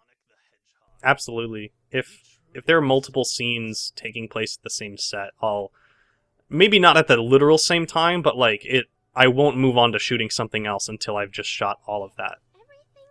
That just goes to show you how much like planning and coordination is required just to do stop motion in general. Oh my god, absolutely. I mean, I can't wait to make the documentary and show everything about the making of these, because I have a lot. Did to you say. record every And recording session we did from start to finish? I think so. Yeah. Oh my gosh. So wait, does that mean? So yeah, there'll be some spliced in moments from like our sessions of recording in the documentary. That's gonna be really cool to see. I can't wait.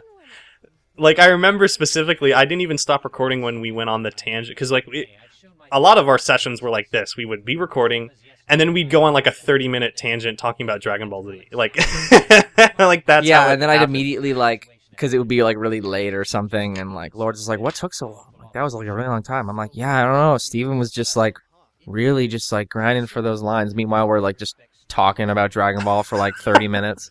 I'm like, yeah, Lords, I don't know, he's just really intense. He just needs that much time. Oh She's looking at me right now like, what? That's what you were doing? Yep, that's what we were. That's why it took so long. We were just good friends. Can you believe it? Before I forget, I wanted to comment back to Bedlam's actual voice and the challenges that came with it. Oh my gosh. When I was recording the commentary with Gilnov, he commented about hearing your voice as Bedlam and then hearing you in the outtakes reel and hearing you kind of slip out of character when you would screw up, and he was like, that's the same guy? Like, that's how he sounds? Yeah, it hurts. It really hurts. I honestly... You can hear it. Yeah, I'm like, I don't know, that's evidence of... I've been on YouTube, as you said at the beginning of these, for 12 years, and I don't think most people even knew it was me. I mean, you don't hide it or anything, but I think there's a considerable amount of people who are like, who is that? And I think that's just a testament to, like, how much work it was to, like, keep that up. It was very hard. It's a voice I'm not known for. I am known for doing voiceover, but not a voice like that ever before. So I think what I was trying to say, going all over the place, it's a testament to how new it was for me as an actor, at least. There have definitely been comments I've seen that's like, whoa, that's Mardiculous, whatever, that's... And then I've just seen comments that are, maybe don't even know you at all, but it's like, whoever voices Bedlam did a really good job. Like, I've seen a good number of those comments. I'm glad people feel that way, because, like, honestly, in my opinion, this isn't the best display of my voiceover work. I think if I was going to send this to anybody, I would send it as an example of my, like, how versatile my voice can be. But in terms of, like, overall acting, I don't think it's my best work. I think this was a stamina test. It was a flexibility, durability kind of test for me. Like, can I do this? Like, wow, this is, like, really demanding, and it's in a voice I'm really not comfortable in doing. Like, can I take on such a multi-dimensional character with a series that's, like, that has, like, tons of viewers? Can I come out of this on top? And I guess it worked out. We're good. We did it. So I'd say it did. Yeah, like, Bedlam kind of became a fan favorite, and I'm very glad that happened, because Bedlam is obviously so very important to me, and I had him on the back burner for a long time. Like I said back, whenever I said it during these 3 episodes, I said that I had planned for Bedlam to be the end from, like, around episode 23. Like, I knew what I was writing towards, but I knew that Bedlam was going to be a thing before I even knew that the series was going to end, before he was going to be the moderator, before his name was even Bedlam. And I'll get into a lot of this more in the commentary. I have a lot to say about making Bedlam. He was not quickly made. He was like, oh, I'll make this character, bam, he's in the show. Like, it was years across development. Like, I had both figures, like the 2 figures you see in these last couple episodes, I had both from, like, 2014. That's how long I've owned the figures themselves, and how long I knew he was going to be important in ending the show. It is really crazy to think about. I still, like, I think about it and I'm like, wait, really? It's so wild. I'm pretty sure you were telling me stuff like this, though, like during recording sessions and stuff, and that's kind of one of the many things I heard to make me realize, oh, this is, like, a big deal. This is not just, like, a side character. This is something that he's really passionate about. But once again brings up the point of, Steven, why me? Why? Like, Why you? I don't know, Why? man. Like you were the first one that came to mind. That's so weird. Like red hedgehog with quill, looking like Jimmy Neutron. First thing that comes to mind, Evan from YouTube. I don't know, man. I just like well, first of all, like, I mean, let me get this out of the way now. I knew from the beginning this is not a character I would be voicing. Like, I never intended to be voicing him. It was always like, I need to find someone to be him.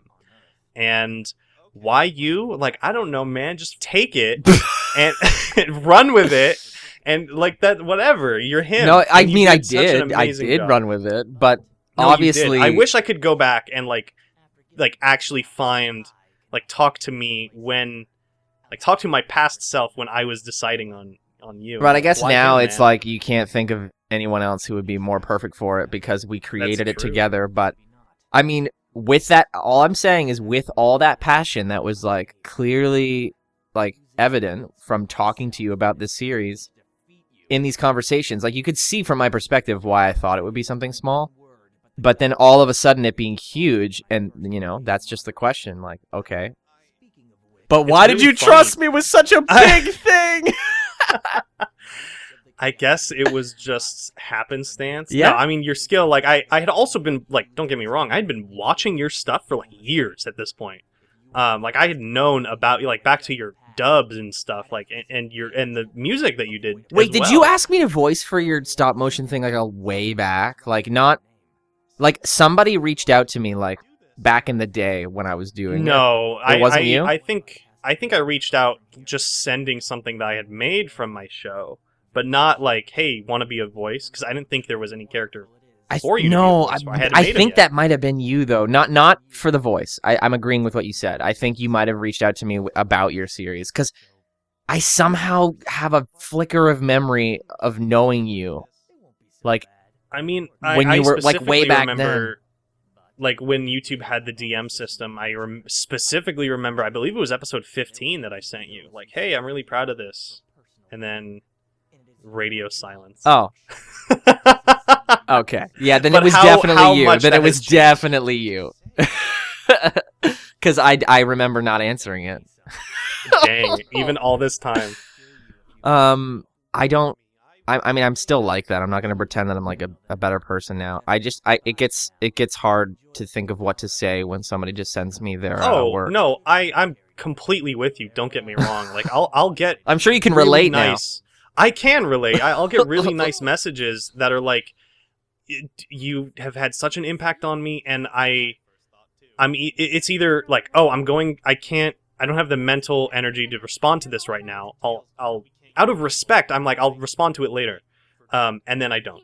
Or I'm like, exactly, this is so nice. What the hell do I even say to it? Yeah, that's basically exactly what it was. It's like, wow, I really want to get around to watching this. But at that moment, you're like, I don't know, watching like Naruto or something. Right, like doing more important things. Whatever. Yeah, you're doing something else. I don't know, whatever. And you're like, oh, I'll get back to that. And you never do. And now you're talking to the guy who sent you that thing when he was like 11. And now you're voicing in his stop motion cartoon that's ending. I mean, I think, to answer your question, why you, I think I just take my favorite video of yours, the new Mario and Sonic, I think I just recognize the raw talent that you had when you made new that Mario video. and Sonic?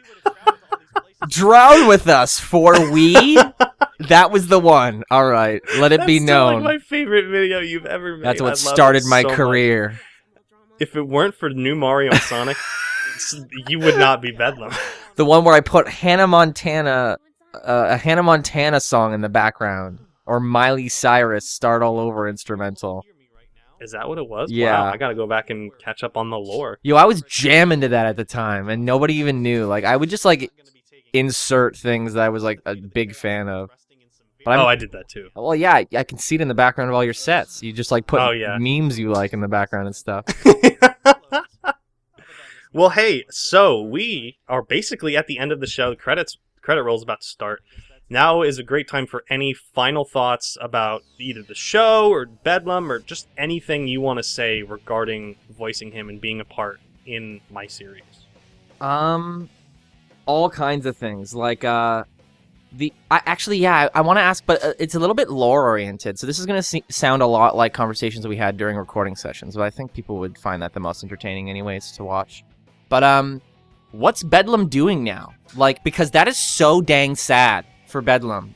Like, I know he kind of deserves it, but like, dude, I'm attached to this guy, and is he just permanently in that like circle to just think about what he did for the rest of eternity while Sonic gets to run around? Pretty much. And he has no responsibility either this time.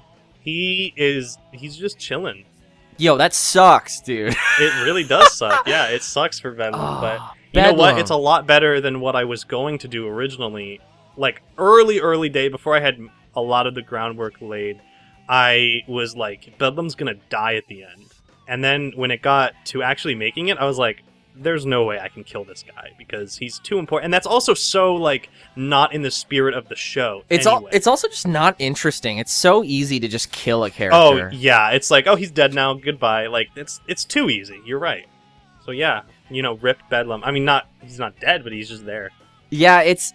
Honestly, that's a fate worse than death, and I had to ask. Because, like, that... You've literally... No writer has given a character a greater suffering. Like, that is the most... Someone had to ask. Bedlam... No happiness forever. What about Big? He has a friend, too. Oh, and he had fun, and he expressed desire to be there, too. It's so sad for him. That line when you say, even though that vacation, and the pain in his voice when he says vacation, it's like, ooh, he really likes it on Earth. Let me just put it this way, like, the series as it is over, it's done, but the characters, they continue to live on in the world, as they technically do for, like, anything, any movie, any game, any book, anything. You can always look at it as, well, if the characters are real enough to you, they continue to live on after the media that you consumed is over. So maybe Bedlam does eventually somehow come back to the characters, somehow. But, we won't be seeing that happen.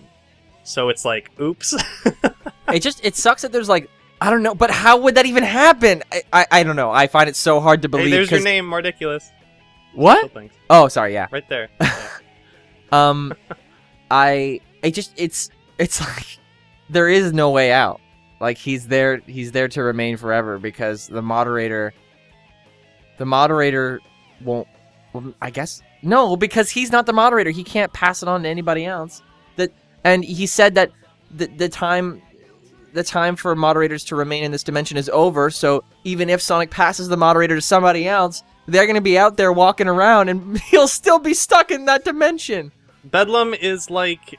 I mean, I think you could compare anyone to a Christ figure nowadays, but he, like, literally, like, he accepted his own sins, and he was like, Sonic, I'm dying for you, basically. Go live with your stupid friends, and I'll just remain in pain forever.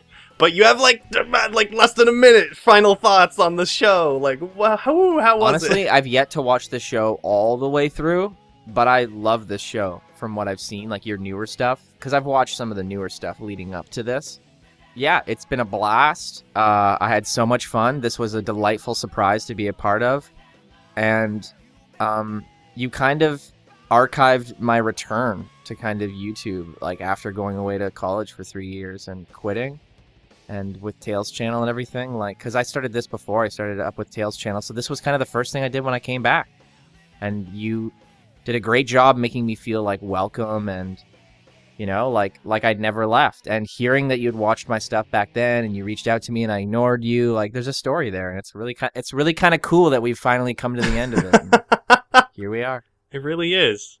And speaking of the end, thank you for watching all the way till the very end of the Sonic Stop Motion Adventures cast commentaries. And Evan, thank you once again for joining me on the adventure. Always a pleasure. Whenever that adventure continues, let me know and I'll be there in a flash.